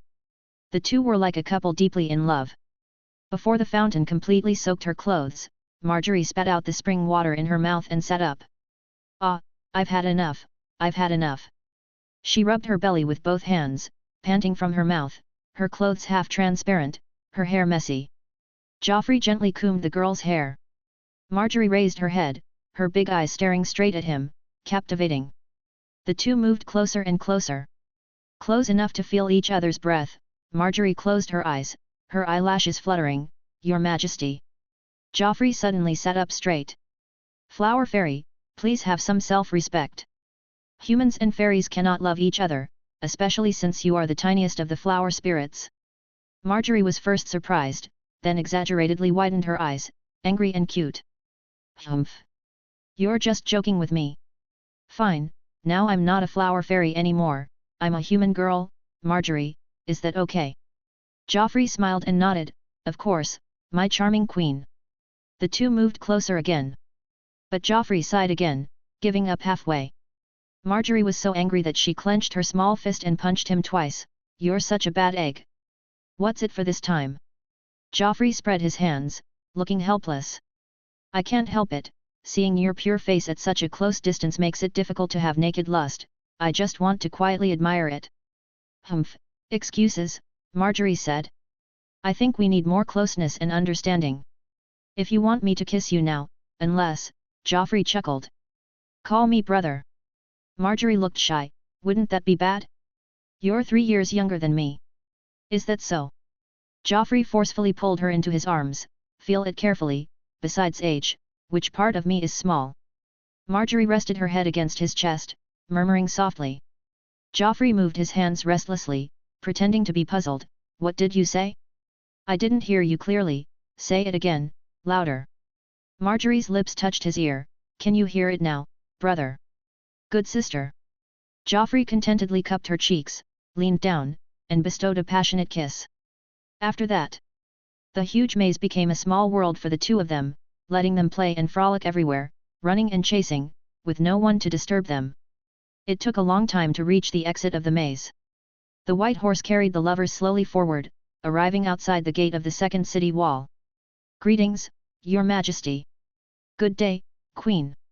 Guards wearing 6-pointed stars or golden rose uniforms respectfully made way, not daring to hesitate. Clop, clop, clop.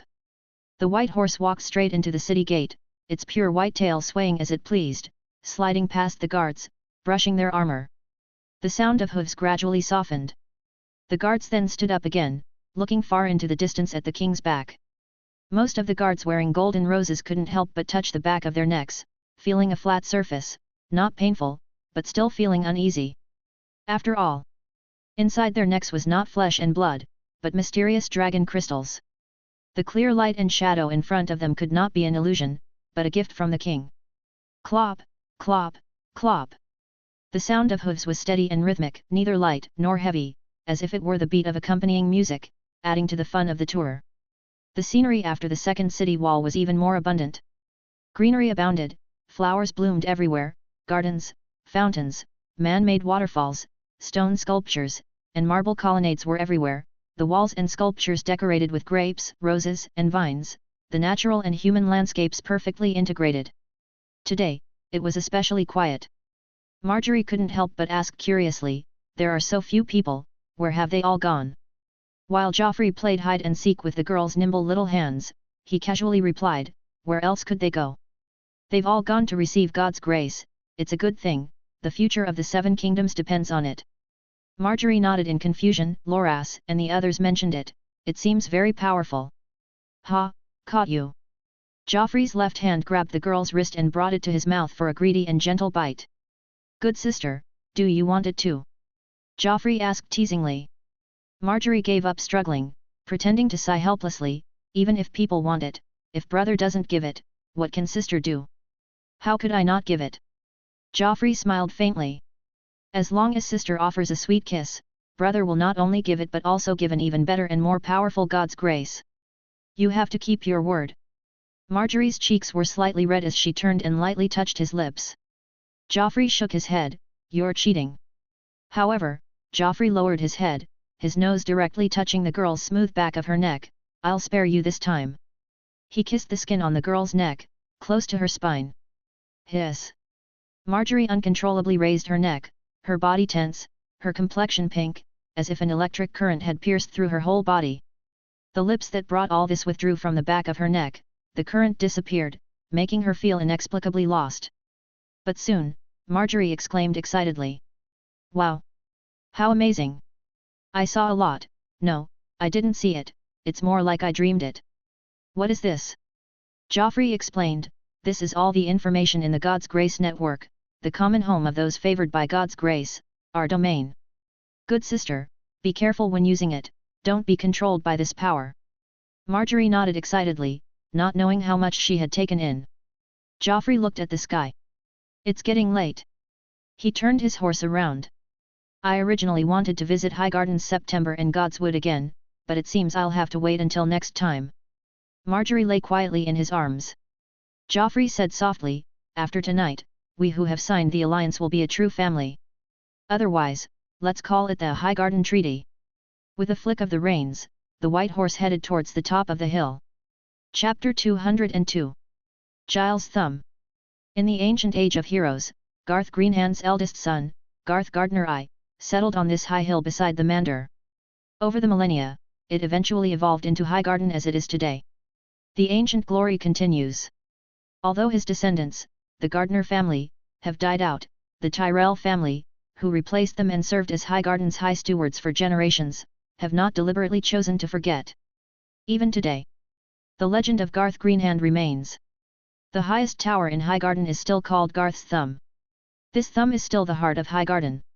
Naturally, the important meeting that King Joffrey was to preside over was scheduled to be held in this ancient tower, just like the starting point of many historical chapters in the past.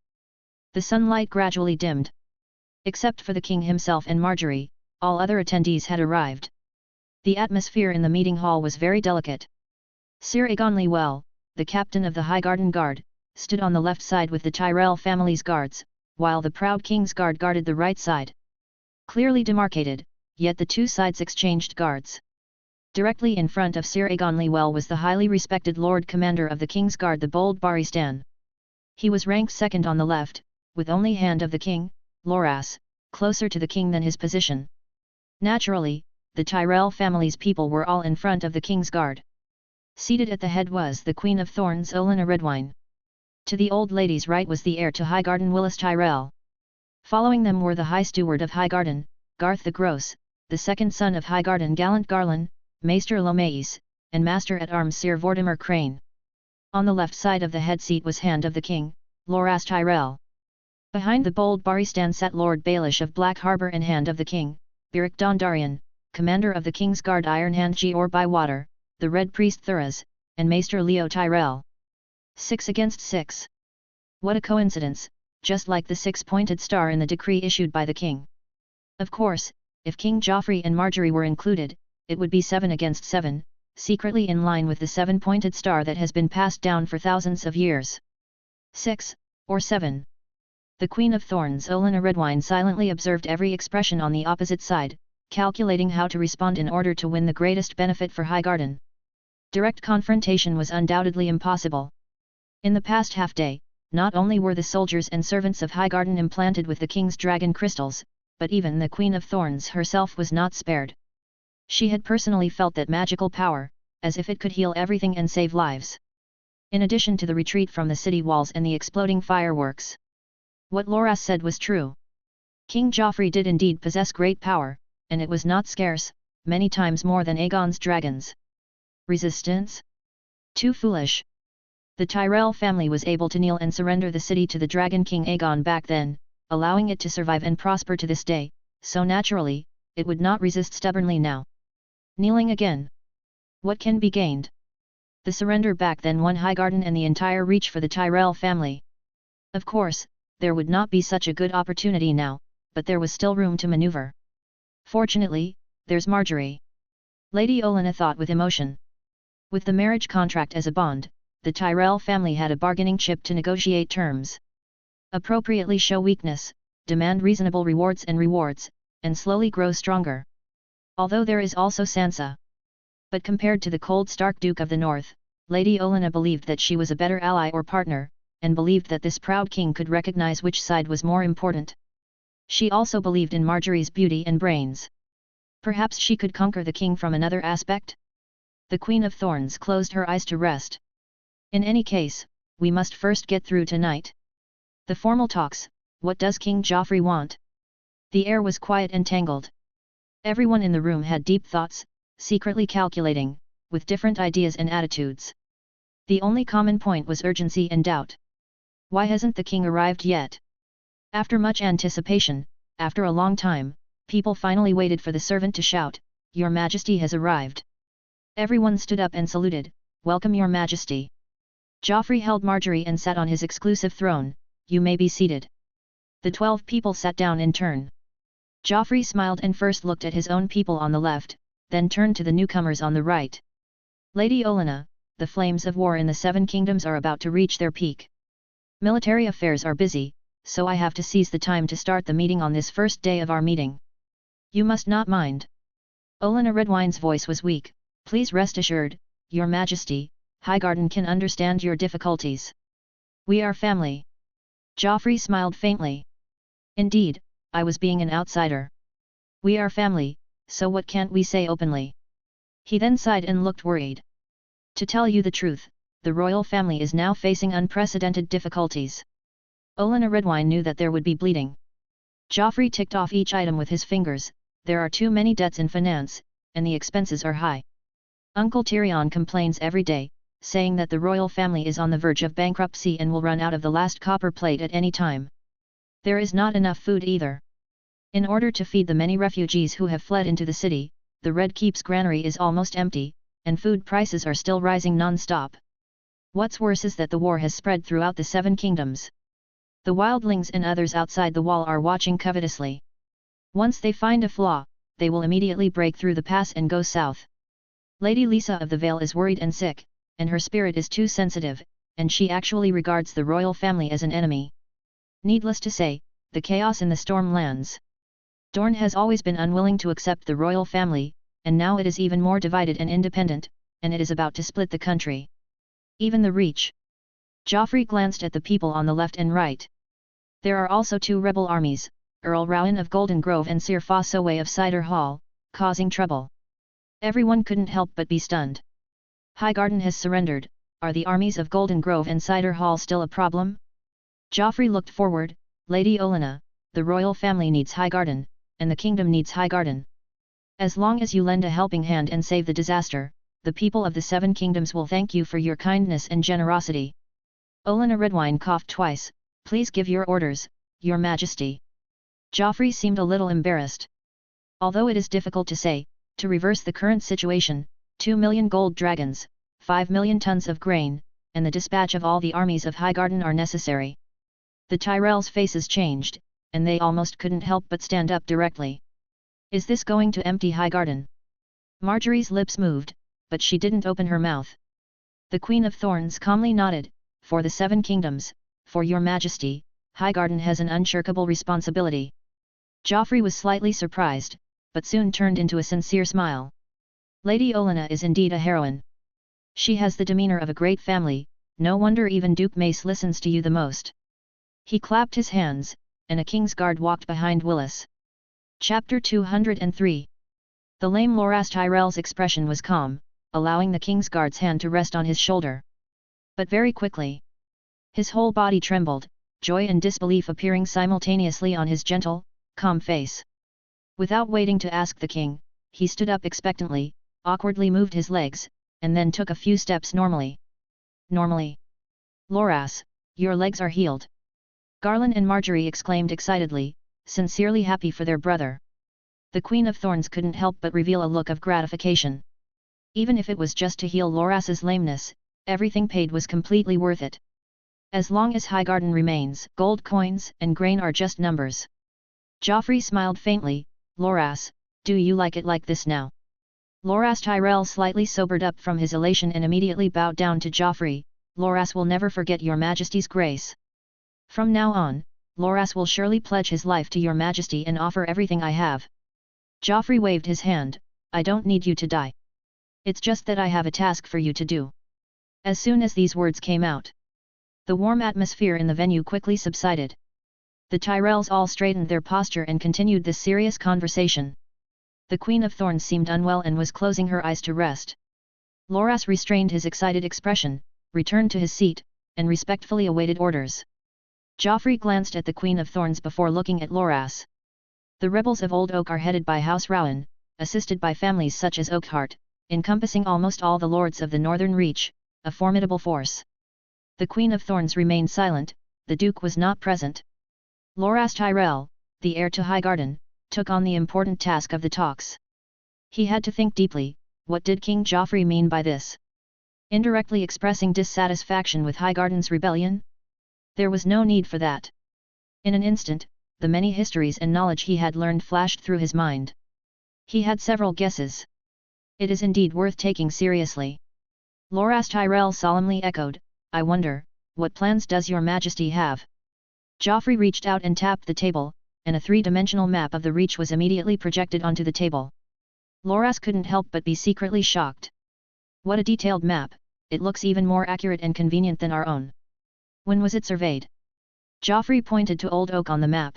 Lord Tywin has already led an army of 30,000 south along the coast road, and will arrive at Old Oak soon, surely winning the battle. Loras remained silent. Highgarden already knew about this news 2 days ago. Originally planning to send reinforcements, but now. Loras, the king pointed to Highgarden, you will lead an army of 20,000 north along the Mander, capturing Golden Grove of House Rowan and cutting off the rebels' retreat. To have Highgarden attack its own subordinates? Loras's heart sank, thinking of a terrible guess. The king did not issue any further orders, seemingly waiting for his response. Loras hesitated to speak.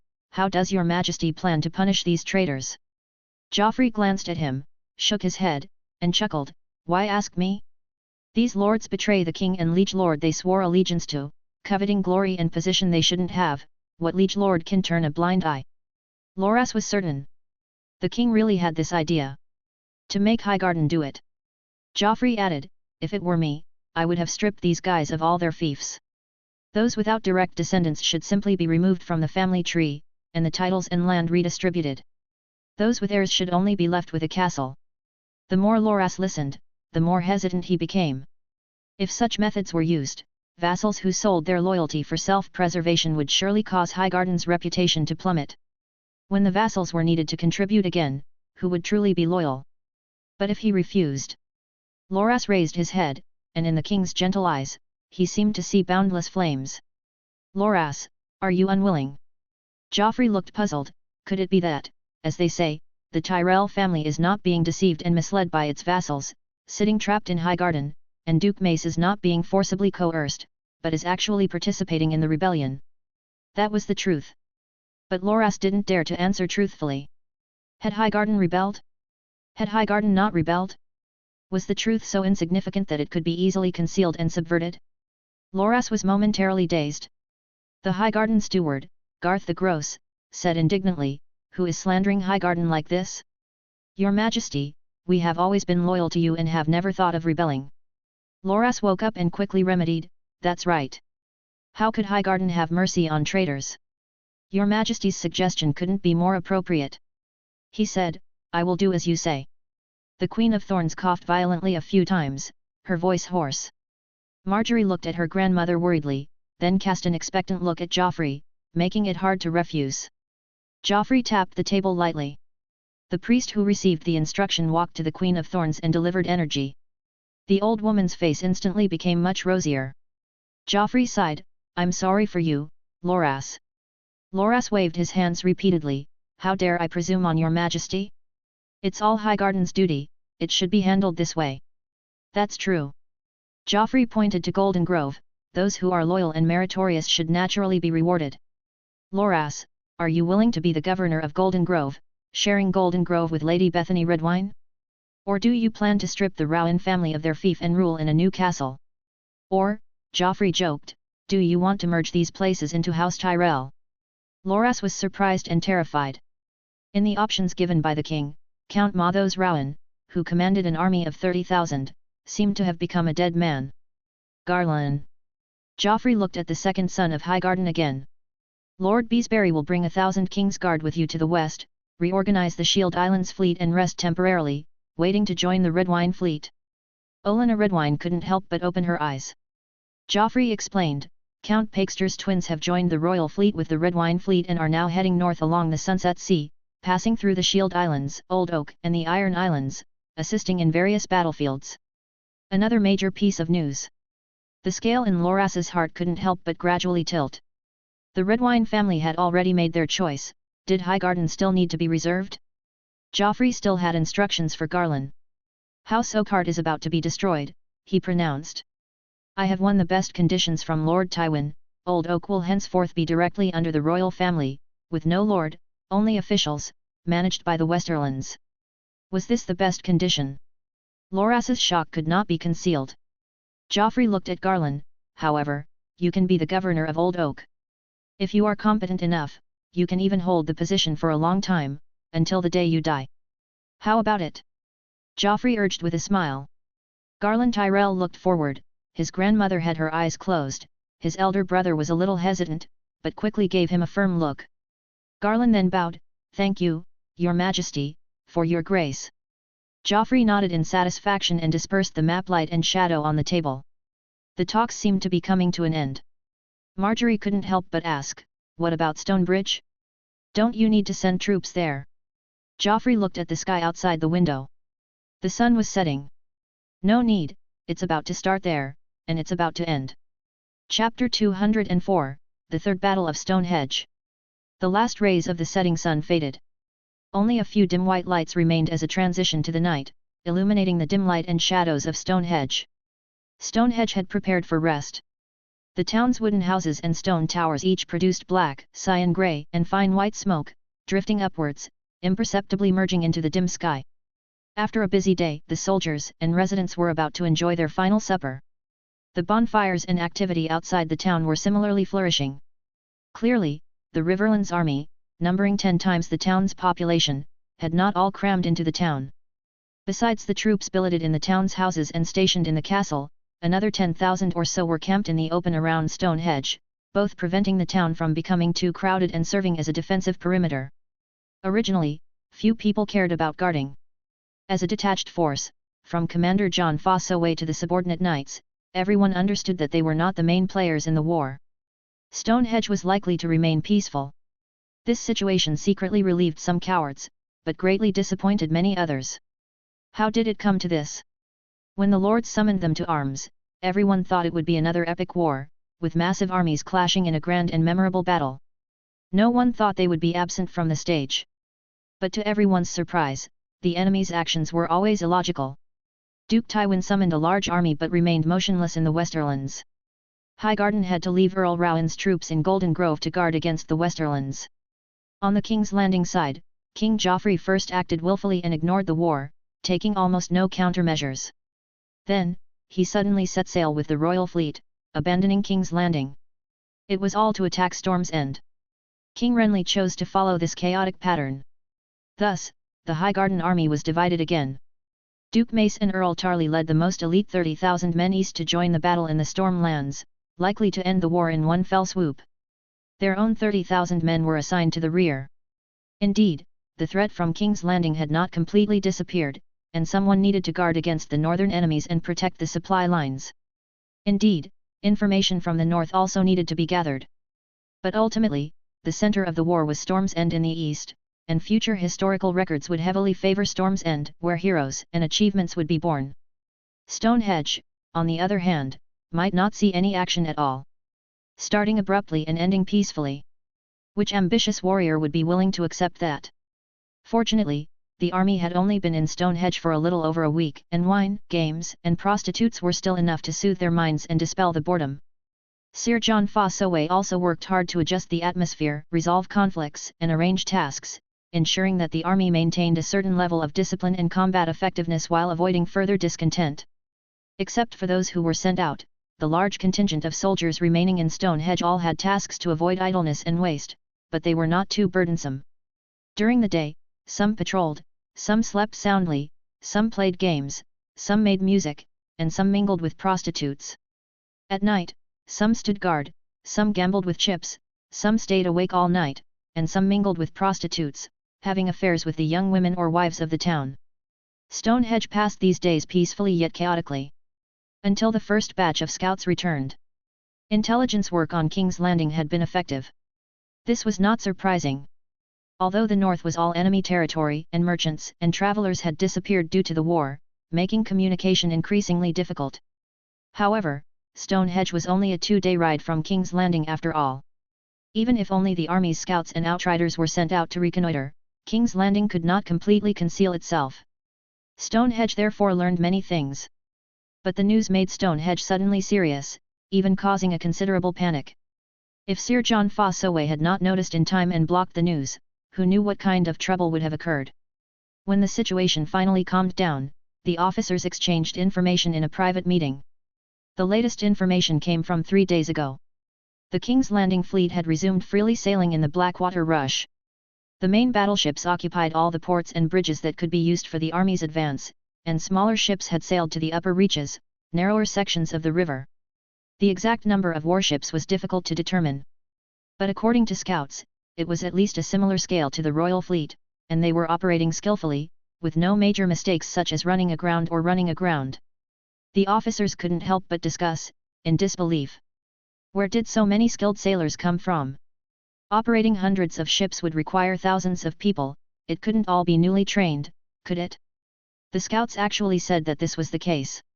Although they couldn't sneak into the city, they had heard the truth and seen the reality in the port.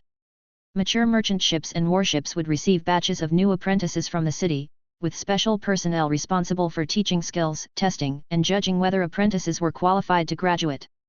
Strangely, the people teaching clearly didn't say much, but the apprentices learned extremely quickly, rarely making mistakes.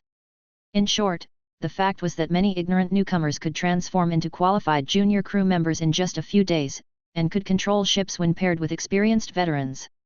And these newcomers would continue to grow, catching up with their masters at an unimaginable speed. The officers couldn't help but fall silent. They had thought the size of the sailors would be the biggest limitation of the royal fleet. But now, what else could defeat this fleet? This one piece of news was dangerous enough. But the intelligence reported by the scouts was not over, it was only the beginning.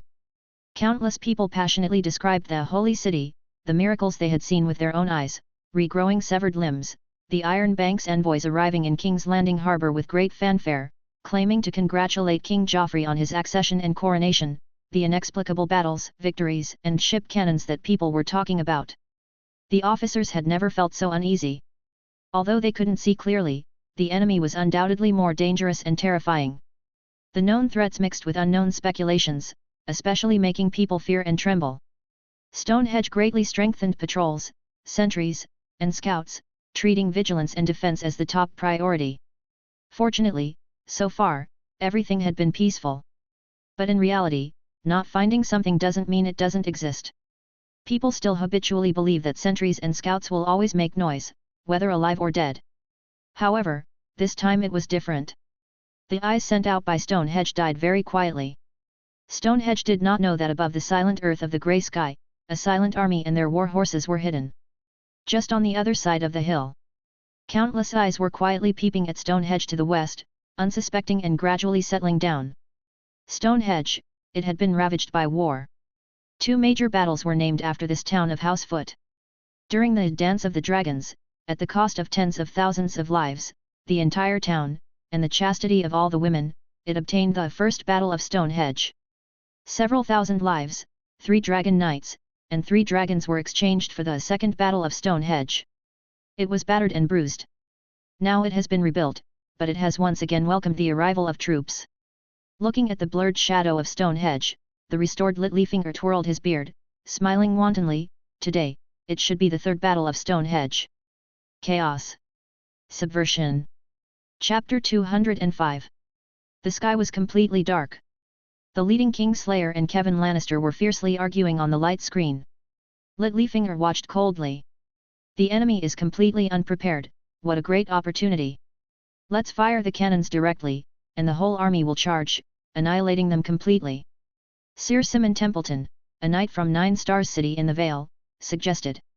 His image was displayed on the light screen. Just like the real person, with a cold expression, a pointed nose, ice blue eyes, and a beard that was darker and sharper than Littlefinger's own, like a raptor staring at its prey.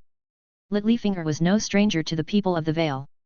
Although Riverrun in the Riverlands occupied most of his beautiful or painful memories, he knew that he never belonged there. He was Peter Baelish of the Baelish family. He was born in the family's fief, the smallest Littlefinger on the fingers, where he spent his ignorant childhood.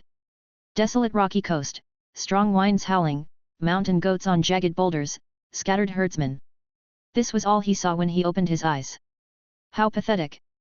Before leaving those rocks, he naively thought that the whole world was almost like this, and even thought that his father was some great man.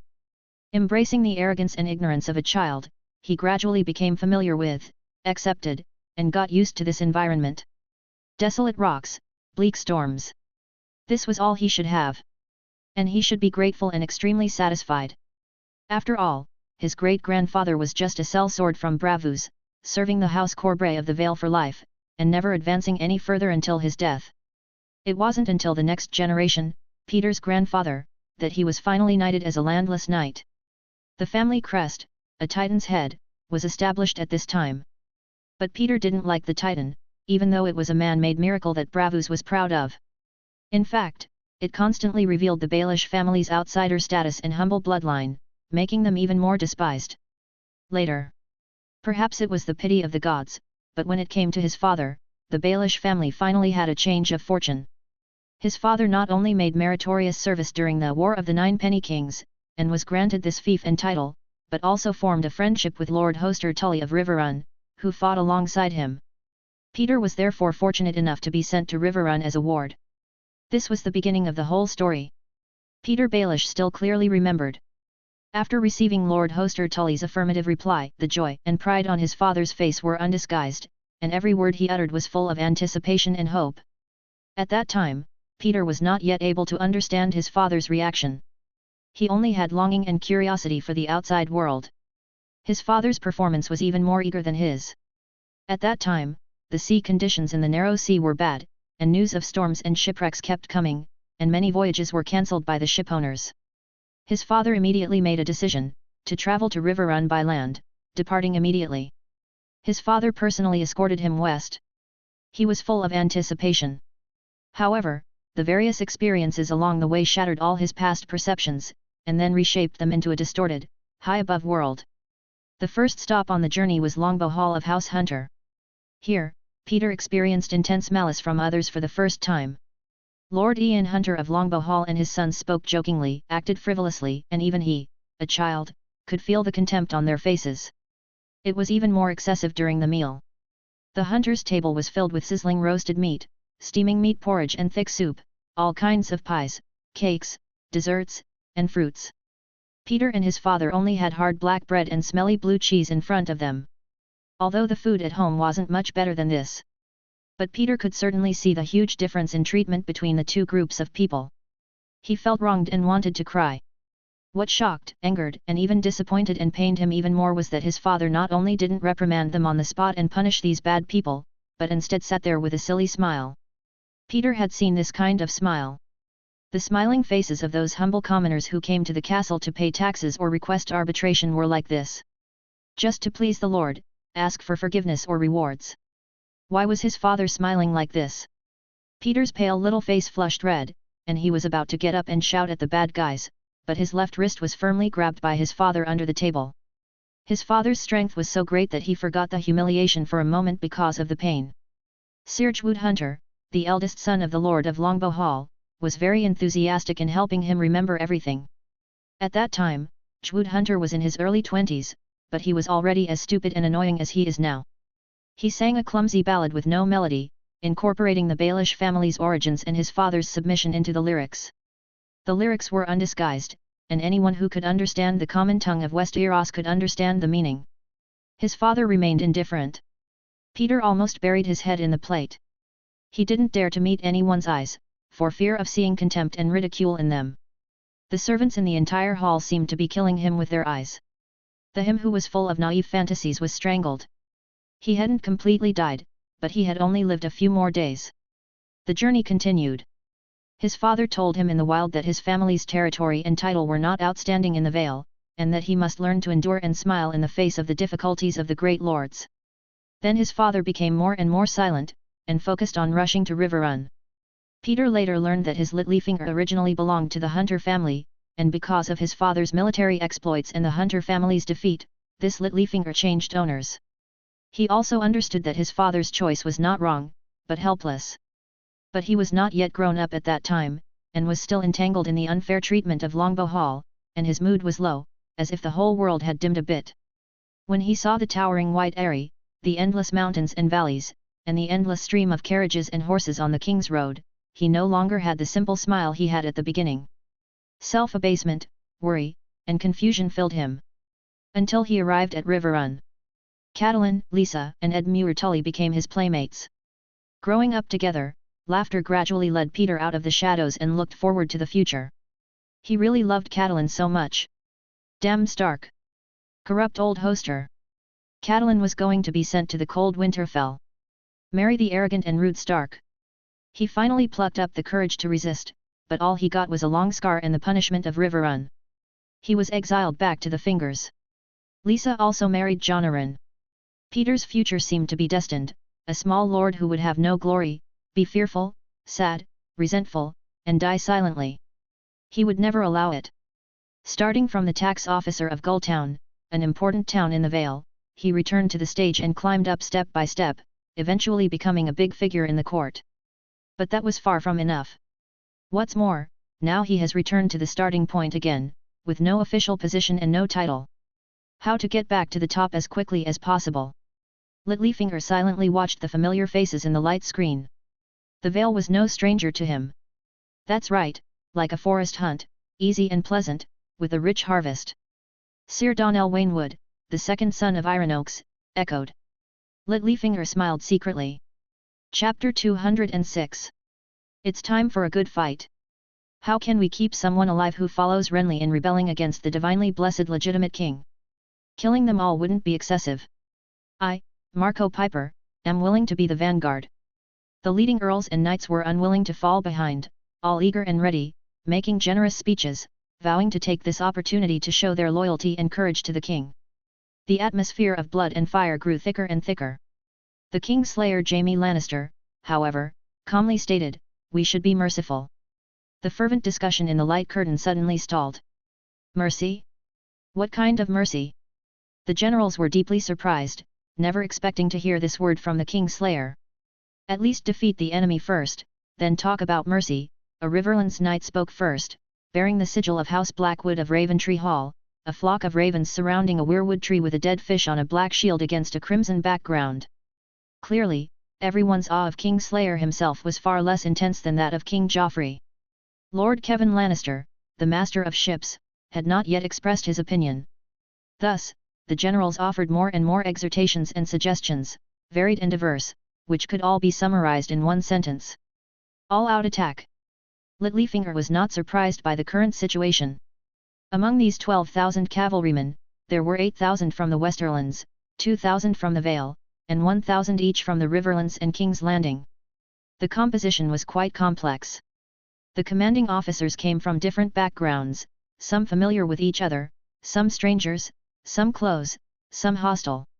If it weren't for the unified command under the light curtain, let alone harmonious cooperation, it would be good enough if they didn't fight each other. And this situation could actually be avoided. Kevin Lannister himself brought 10,000 cavalrymen, and with the vassals of the Crownlands and the newly recruited knights, taking Stonehenge was more than enough, and there was no need to mix in northern cavalry. If it was said that they were worried about the northern allied forces causing trouble in King's Landing, so they were transferred to fight, that was also unreasonable. King's Landing was no longer what it used to be. The major buildings rising from the ground in this holy city could all be regarded as solid fortresses, not only able to defend against external enemies, but also able to resist attacks from within the city. What's more, there was the monitoring of the light curtain. If the Northerners really wanted to rebel, I'm afraid that even before the army could be assembled, the city's garrison and the security bureau would have come to arrest people. There was absolutely no need to worry about these things. So, was this a mistake? Did Joffrey not foresee this? Thinking of this terrifying name, Littlefinger still trembled uncontrollably. In an instant, those tangible and intangible pains returned to him, preventing him from daring to have any more delusions. Littlefinger transformed fear into importance. Joffrey, who had completely changed, had truly become an unfathomable king, and this must be intentional. That's right, it must be so. But why? Littlefinger racked his brains, pondered deeply, and tried his best to speculate on the king's thoughts. Relying on his speculation of people's hearts, he successfully climbed to the high position of Master of Coin, regaining freedom and welcoming a new life earlier than Varys. He wanted even more. As long as he guessed the king's thoughts and acted accordingly, power would quickly return to his hands. Littlefinger firmly believed this. The composition of the troops was so complex. Why? The discussions in the light curtain rose wave after wave, not calming down for a long time. Littlefinger carefully scrutinized each speaker and their words. The Knight of 9 Stars, Sir Simon Templeton, remained firm in his attitude. Littlefinger had known him for a long time. 9 Stars was the second stop on his journey to Riverrun back then. Seeing this castle, it was hard to imagine that its owner only had the title of knight. However, although the Templeton family was only a knightly family, their strength and influence were no less than that of many lords. Of course, they were much stronger than the Baelish family, who only had a title. In fact, 9 Stars treated Peter quite well at the time. Although the Knight of 9 Stars, Sir Simon Templeton, was cold and had no smile, he provided hot soup and meat, vegetables and fruits, and, more importantly, there was no ridicule or contempt. Peter's vague goodwill towards 9 Stars lasted for a long time. Until he lost his beloved Catelyn, and happened to hear that Eddard Stark's grandfather's sister had married the youngest son of Lord Ryoma Royce, and the youngest daughter born afterwards had married into the Templeton family. 9 Stars and the Starks were married? Littlefinger's impression of 9 Stars was instantly covered with a shadow, making him unable to like it no matter how he looked at it. At that time, he was already the customs officer of Gulltown. With the intention of climbing to power, he began to secretly collect information on the Vale and the families of the 7 kingdoms, seeking any opportunity to benefit. Therefore, he had a more real and in-depth understanding of 9 Stars.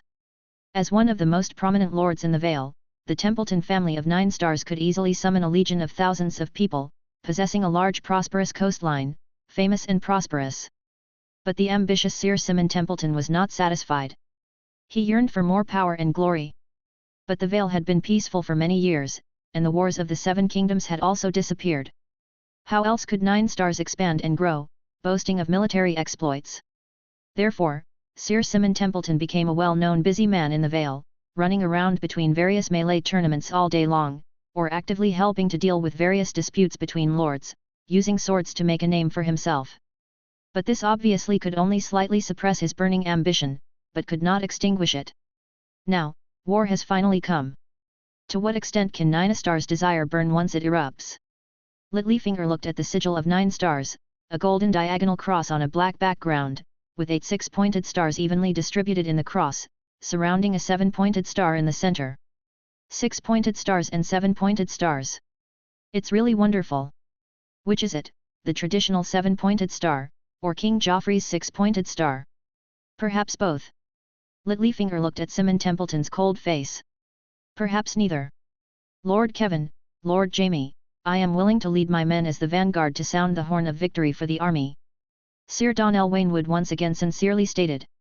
He was the second son of Anya Waynwood, Lady of Ironoaks, and only 20 years old. Littlefinger had not met him at Ironoaks back then. But now looking at him, Sir Donnell Waynwood was not handsome, but he had a temperament that made people easily believe him. As expected, he was his mother's son. Littlefinger sighed silently. The Waynwood family's Ironoaks was the third stop on that journey. Peter was once moved by Lady Anya Waynwood's elegance and nobility, and regarded her as a kind and amiable elder.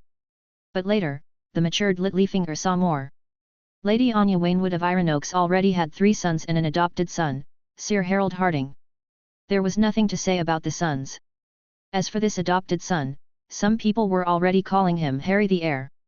According to the legal order of succession, Harold Harding was the first in line to inherit the title of Duke of the Eyrie, Robert Arryn. Iron Oaks had no thoughts on this at all. Looking at Donnell Waynwood, who appeared simple and honest, Littlefinger was deeply suspicious. He would no longer be easily deceived by people's appearances. This time, Lisa, who did not trust anyone, although she dared not refuse the summons of the Iron Throne, did not hide her intention to be conservative. The Vale Knights who were completely loyal to the Eyrie should not have appeared. Then, what are these people now loyal to? Chapter 207. Littlefinger's Mission. They longed for a slaughter. The Kingslayer knew it in his heart, a slaughter as bloody and forgiving as countless battles of the past. He had experienced them. Conscripted soldiers died in droves, painting grand, exhilarating chapters of war with flesh, whales, and souls. Knights in well-made armor rode invincible on tall war horses. Unlike common soldiers, they would die in glorious duels, at the hands of equal enemy generals, or surrender or be surrendered to with honor. Most would die, a small number would survive. This was the result that those who spoke so eagerly truly wanted in their hearts. Jaime himself had once been accustomed to and indulged in this, and did not feel anything was wrong. War was like this, people always had to die, and dying in battle was not a bad end. But, Joffrey said he would forgive. Jaime Lannister already understood what this word meant. Just the opposite. Those who should have died in batches in the war, Joffrey would forgive them. And the lords and knights who should have been in the safest position were not accepted by the king.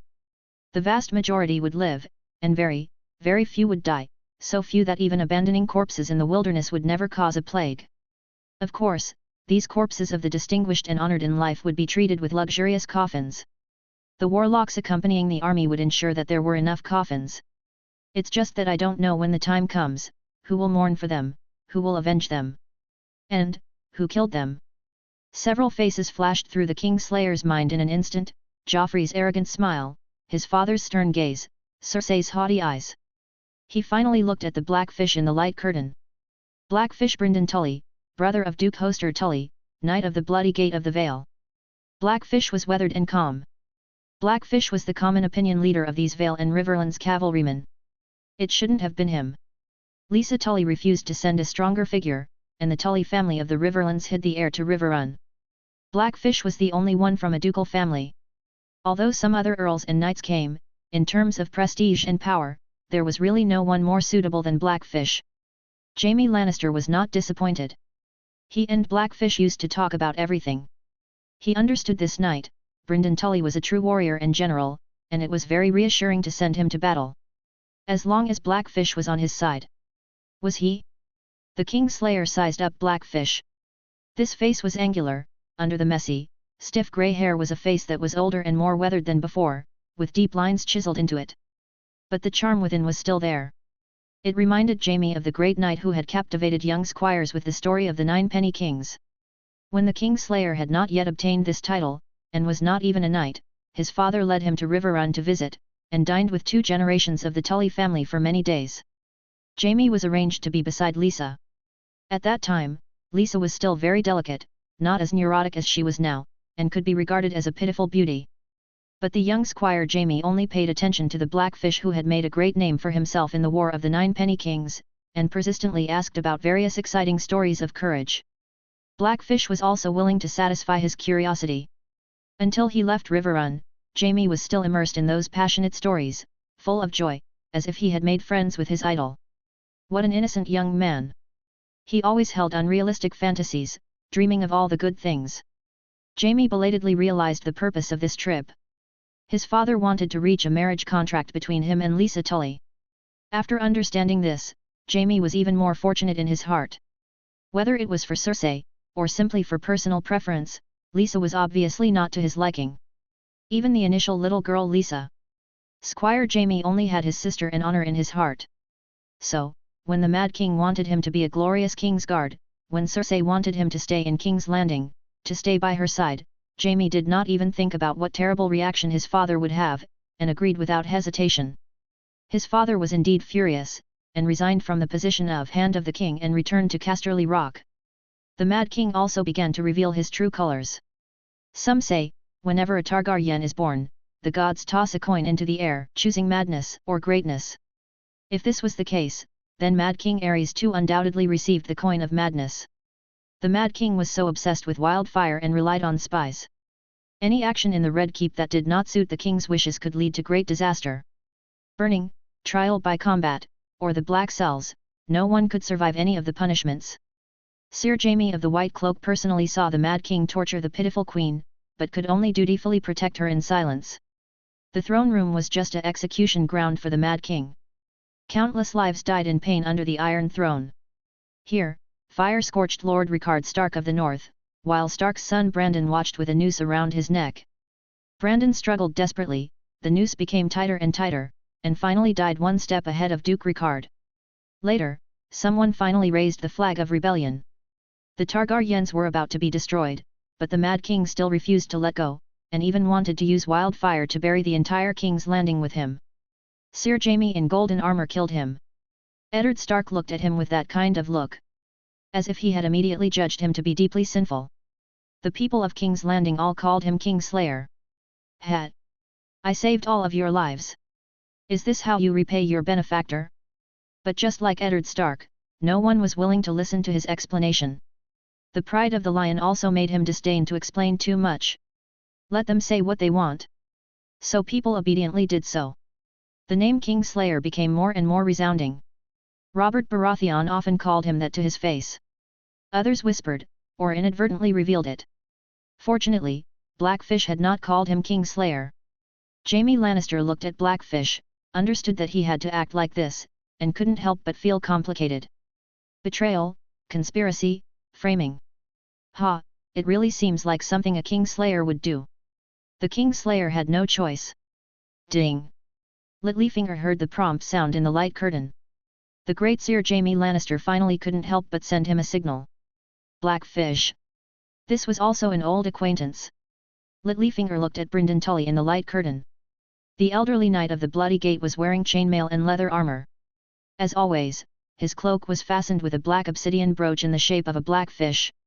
Except for the wrinkles, it was almost exactly the same as the last time he saw him in Riverrun. But the world had changed dramatically.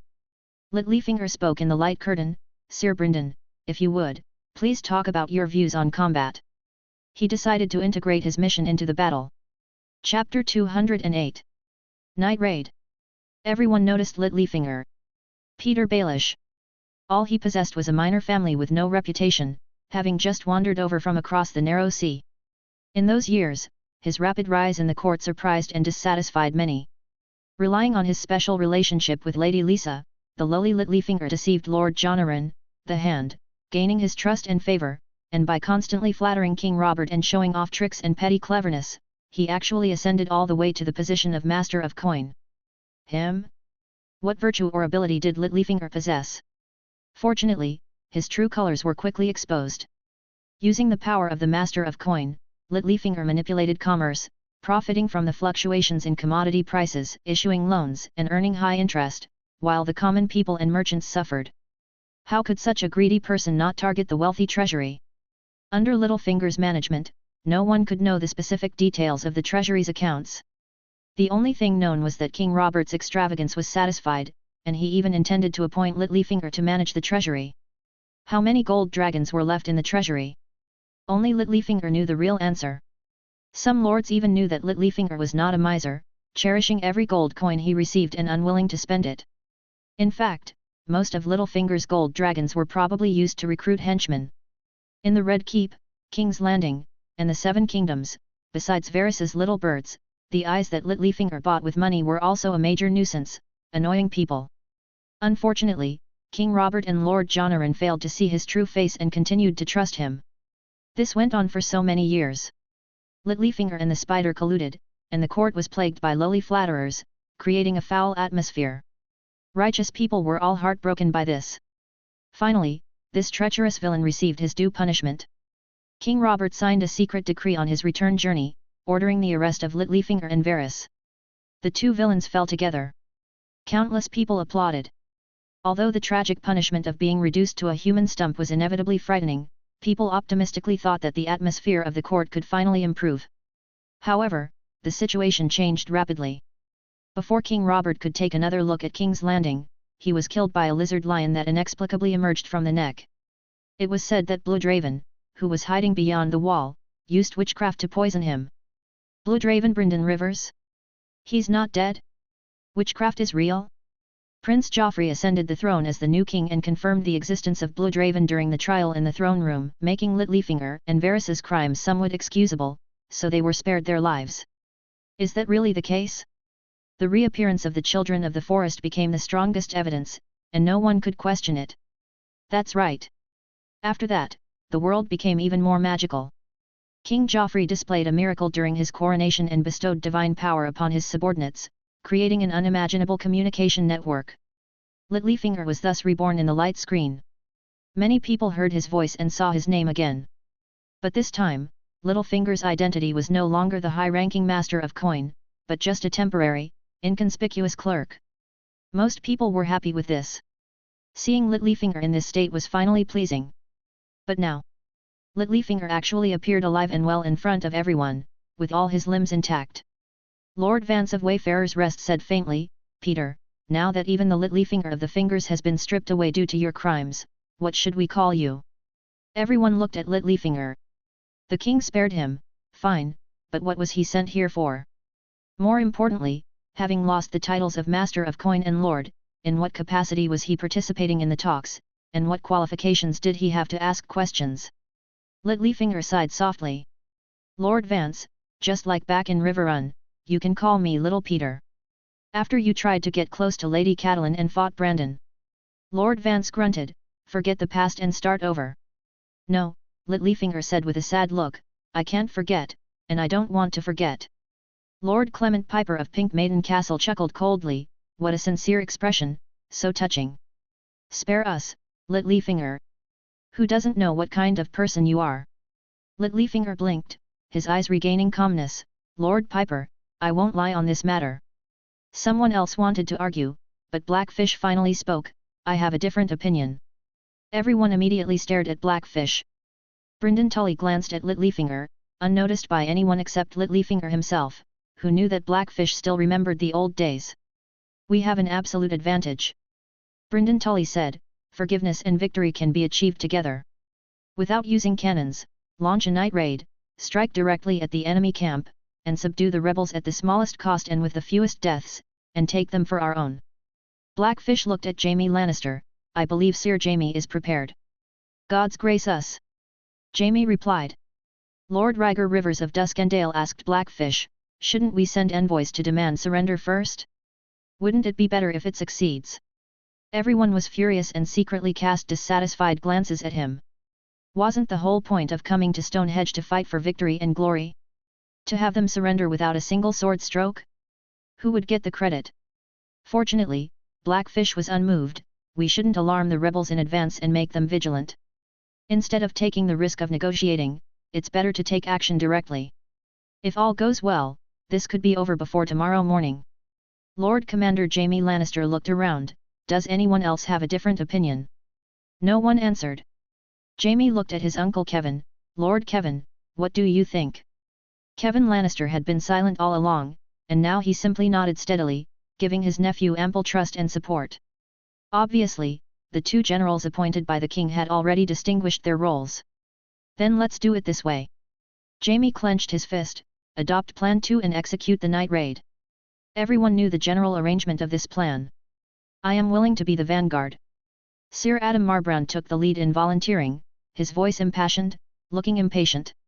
Littlefinger watched quietly. Adam Marbrand, with his dark copper-colored hair, continued to speak, guaranteeing to complete the mission beautifully. Littlefinger knew him. Adam Marbrand, the heir to Ashmark in the Westerlands, a highly valued cavalry commander under Duke Tywin. It is worth noting that Adam Marbrand was a page in Casterly Rock as a child and has been a close friend of Jaime Lannister for many years. Seeing that Jaime Lannister was about to agree, the young people couldn't sit still. "Lord Jaime, please send me to battle." Coril Vance, the heir to Wayfarer's Rest, spoke first. "If I lead the vanguard, I will surely capture Sir Jon Fossoway alive." Marco Piper, the heir to Pink Maiden Castle, followed closely, his target directly at the rebel commander. "Lord, Jaime laughed heartily, sighing inwardly. The people of the Vale and the Riverlands were blinded by the glory of victory. This time, Blackfish could not escape. Chapter 209, Light and Darkness. Tengi town was silent, with only a faint firelight flickering. Blackfish led the team, quietly approaching.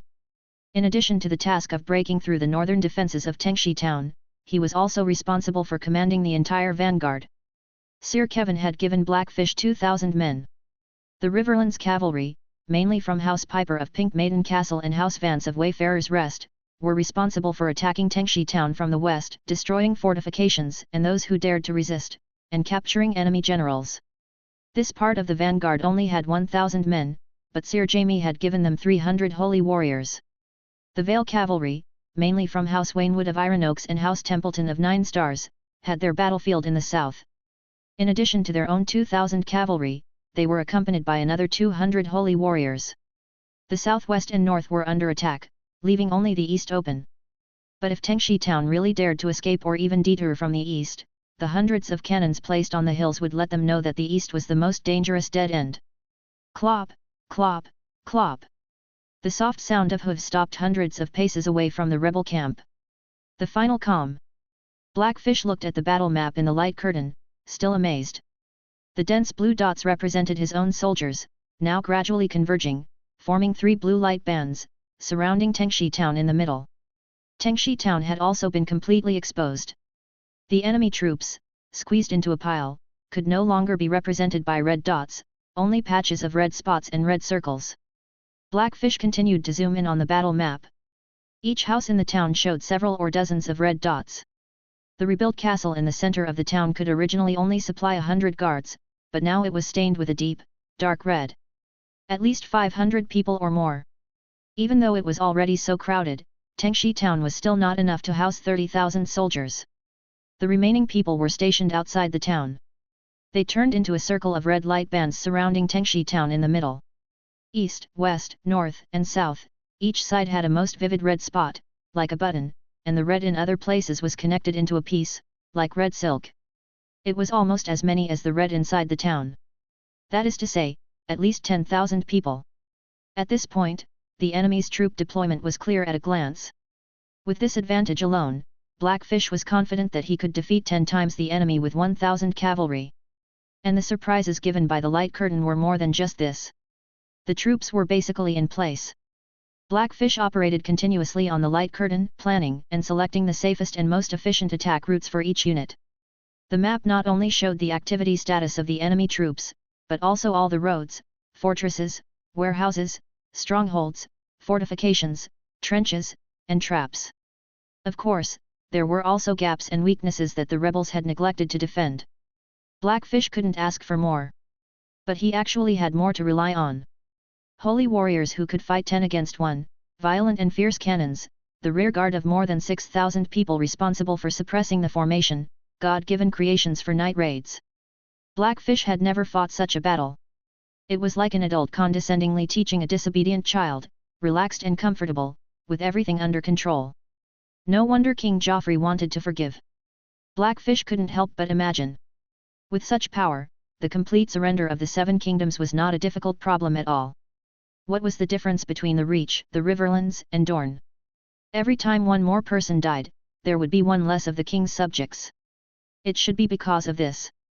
Blackfish no longer dared to look at Joffrey with his previous eyes. After this willful prince became king, it seemed that he was really inspired by the gods, abandoned many bad habits, but often acted unexpectedly. At least not the worst king in the history of the 7 kingdoms. Undoubtedly the most legendary and mysterious king. Perhaps, he might also be the most respected king. Lannister, or Baratheon. Blackfish didn't really care. Wasn't kneeling to anyone still kneeling? Anyway, the position of House Tully in the Riverlands would not change, as long as they were loyal to the king. Blackfish was very relieved about this. Family, responsibility, honor. All of these required House Tully to be loyal to the king, and besides, the king was bound to win. The entire vanguard had completely arrived. It was time. But on the eve of the battle, a strange sense of unease suddenly arose in his heart, as if something terrible was about to happen. But after thinking about it, he couldn't figure it out, and didn't know the reason. Thousands of people were waiting for him to speak. Suppressing his irritability and hesitation, Blackfish said in a hoarse voice, "Attack!" Shoo, shoo. The cannons in the east cooperated very well in launching candles. The flashing shells made a roaring whistle, resounding through the sky. The candles floated in the night sky, and Tengi town was as bright as day. Long live the king! For Casterly Rock! Hear me roar! War horses carrying armor streamed past Blackfish, roaring and shouting, rushing towards the enemy camp at full speed. Blackfish stood still, quietly observing the light curtain. The 3 cavalry forces had all begun to charge, and the blue light bands gradually turned into sharp wedges, nailing towards the weakest gaps in Tengi town. The weak point on the north side was an empty camp, without soldiers. Perhaps they were patrolling at night, or perhaps the sentries outside the town had been taken down. In short, these camps posed almost no threat and could be crossed without injury. The loophole on the south side was the camp of prostitutes. Anyone could easily enter, just like the prostitutes themselves. As for the west, House Piper, follow me to kill the enemy. The hot-tempered Seer Mark Piper took the lead. Long live Wayfarer's Rest! Carol Vance refused to fall behind Mark Piper.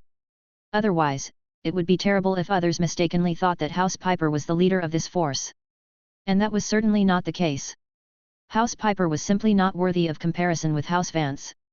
As everyone knew, House Vance ruled over a wider territory than the liege lord House Tully itself, and could recruit more troops. Although it was the combination of the 2 branches of Atrenta and Wayfarer's Rest. But this was enough to prove that the strength of Wayfarer's Rest was by no means comparable to that of ordinary lords. Even within this force alone, the cavalry of Wayfarer's Rest was twice that of House Piper. House Vance, charge! Carol Vance kept urging his mount, constantly accelerating, and finally caught up with Mark Piper before engaging the enemy. Let's see who gets there first. Mark Piper glanced to the right, only seeing the sigil of Wayfarer's Rest on that armor. But he knew who the visitor was. Carol, this time I want your horse. Carol Vance only felt the burgundy birthmark under his helmet was heating up. Win me first. He spurred his horse, exceeding by half a body length. Mark Piper rarely calmed down a bit. Don't charge too recklessly, be careful of explosions. Carol Vance immediately sobered up a lot. Looking at the chaos ahead and the sharp cheval de frise, he finally slowed down. There was a river blocking the way on the west side, and the rebel camp stretched all the way to the river bank. The passage crossings and dry riverbeds were equipped with strict cheval de frise. According to the plan, water droplets were to be used here to clear the way. Bang bang bang! The water droplets shattered the obstacles in front of them. Haha, don't forget my horse. Before the water mist had dissipated, Mark Piper actually rushed over. Liar! Carol Vance gritted his teeth. At this time, the light gradually dimmed. Shadows increased. Carol Vance looked up, and the candle was falling and extinguishing. And then, light disappeared. Darkness returned again. Until more than a dozen breaths had passed. Shoo! The second round of light rose. Chapter 210. Thunder's Fury. 10th Stone Town descended into terrified chaos. The sentries and scouts on the outskirts were silent. The main force, in a state of bewilderment, was met by a dense, howling enemy, a force of hardened cavalry. The patrols between the camps became the primary sacrifices and walls of flesh. Though most of them died in confusion, they at least used their lives to give their comrades a belated warning. Sounds. The rumble of hooves, the collision of men and horses, the ear-piercing screech of grinding steel, the intermittent, fluctuating horns and drums, the cries of men filled with intense emotion, all of these combined to create the clamor of the battlefield. Soldiers were awakened from their slumber. The first thing they saw was the eerie light outside the camp. Wasn't it the dead of night? When did it get light? Panic and the unknown danger drove them to grip their weapons, searching everywhere, craving any steel or leather that could shield their flesh. As if that would truly make them safer. War horses galloped past, horizontal swords and blades cutting long gashes in the cloth and leather of the tents, almost splitting them in two. The same would be the fate of a man's head, perhaps. Through the newly formed gaps, they saw the terrifying scene outside. Several bright lights slowly fell from the sky, illuminating the night and the earth, and also illuminating the surrounding chaos and death. Camps were shattered and set ablaze, cavalry flitting past like shadows in the fire, like unknowable monsters. Those bearing the sigil of the stag or the various houses of the Reach either died, surrendered, wailed, stood bewildered in the open, or hid silently in the dark tents. Occasionally, black spheres streaked through the air, exploding with searing heat, instantly blasting through any solid or sharp obstacle in the path of the cavalry. The attacking cavalry seemed to be in a race, intent only on charging forward. Anyone who avoided the path of the war horses was not deliberately hunted down, only those who intentionally or unintentionally blocked the cavalry were met with swords or those black spheres. Was this the time to step forward? Thump! Thump! Thump! With each resounding boom that shook hearts and minds, brilliant colors exploded across the firmament. They were vivid images and words. In the bright night sky, King Renly's smile was truly wicked, chilling to the bone. His smile was directed at a savage beast gnawing at a crown. Those who could read saw it even more clearly.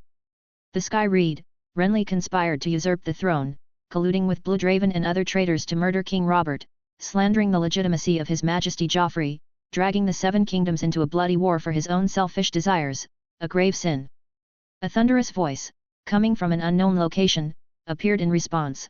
You must immediately recognize the true nature of Renly's ambition, abandon darkness and turn to the light, and you may yet be forgiven. Thump! Thump! Thump! Another horrifying image, several lines of stern text, a passage of majestic voice. The cycle repeated endlessly. The soldiers had never experienced such a bizarre scene, and they couldn't help but feel lost and bewildered, subconsciously looking to the nearest officer for guidance. The mid and low-level officers were not performing much better than the common soldiers. Some abandoned all sense of shame at the first opportunity, either kneeling to surrender or simply discarding Renly's sigil, transforming themselves into soldiers of King Joffrey's army. Some were torn between life and honor, unsure of what to do. Some bit the bullet and ordered an attack, but their first attempt to mobilize was scattered by the charging cavalry, and they ultimately died by hooves, steel, fire, or the swords of defecting soldiers. Some decided to believe everything depicted in the sky. The high-ranking officers were eager to counterattack, but most were within 10th Stone Town, beyond their reach. The defeat outside the town was already irreversible. The enemy's sudden attack, coupled with the fact that the only formed combat force, the patrols, collapsed at the first touch, meant that although the other troops were numerous, they had become scattered sheep in the night attack, forced to watch helplessly as they were dispersed, cut off, and surrounded. Moreover, the enemy had strange means to further disintegrate morale and fighting will. How many would persist in resisting? A stroke of luck in misfortune. These open-air barracks ultimately delayed the enemy's initial onslaught, giving the nearly 20,000 main force within the town some time to react. Sir John Fossoway immediately ordered the troops to form ranks. Despite the panic and tension, under the officers' shouts and high pressure, the troops finally regained their basic formation and combat capability. Before they could prepare further, the enemy had already arrived. Shield wall. Pike formation. Archers, prepare for 3 rounds of volley fire. Ballistay, take aim. Sir John Fossoway calmly commanded the army.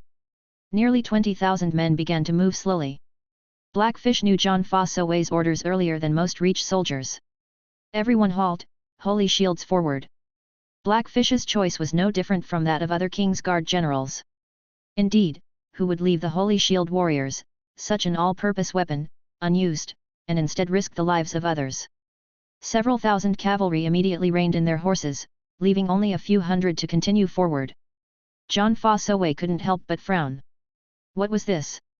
Not sending in the main force to attack, not pausing the offensive, what could a few hundred men accomplish? The situation was too chaotic and pressing. John Fossoway hadn't yet noticed the power of the Holy Shield warriors. But he would soon witness it, along with 20,000 pairs of eyes. Arrows, ballistay, swords, and even the huge stones hurled by the hastily deployed catapults failed to inflict any visible wounds on these monsters. Yes, if not monsters, what else could they be? In an instant, those rumors that had been forcibly suppressed exploded again within the coalition forces, and with even more ferocious and thorough effect. Holy City. Divine Grace. Light and Fire. Resurrection and Creation. The series of events tonight flashed through the minds of the Reach soldiers, awakening them, so these were not rumors after all. At this moment, the solid shield wall seemed motionless, yet also seemed suddenly fragile, ready to collapse at the slightest touch. Blackfish had never doubted their victory. But seeing the enemy's comical expressions, he couldn't help but feel a surge of joy and relief. Sir Jaime, have the cannons step up their efforts. Jaime turned to the artillery units beside him and pointed to the solid little fortress in the center of 10th Stone Town. There's no one there anymore, destroy it. 10th Stone Town doesn't need a castle. Bang! Bang! Bang! The whistling steel flew over the heads of the 20,000 coalition soldiers, immediately causing countless people to cower and their pupils to constrict. Many turned around on their own. A violent tremor erupted in the center of the town, causing the stone-built fortress to shatter and collapse into a pile of rubble. White mist billowed, as if a subterranean hot spring had been unleashed. No! My castle! Count Fully screamed in alarm, as if he had lost everything he loved most. John Fa Soei gently shook his head. At this point, who could still care about a castle? It was feared that even their lives could no longer be guaranteed. Blackfish smiled, charge! The loud voice from the rear sounded again, those who stubbornly resist will be punished even more severely. Everyone immediately cease resistance, and His Majesty the King will grant forgiveness. Blackfish's vanguard advanced smoothly.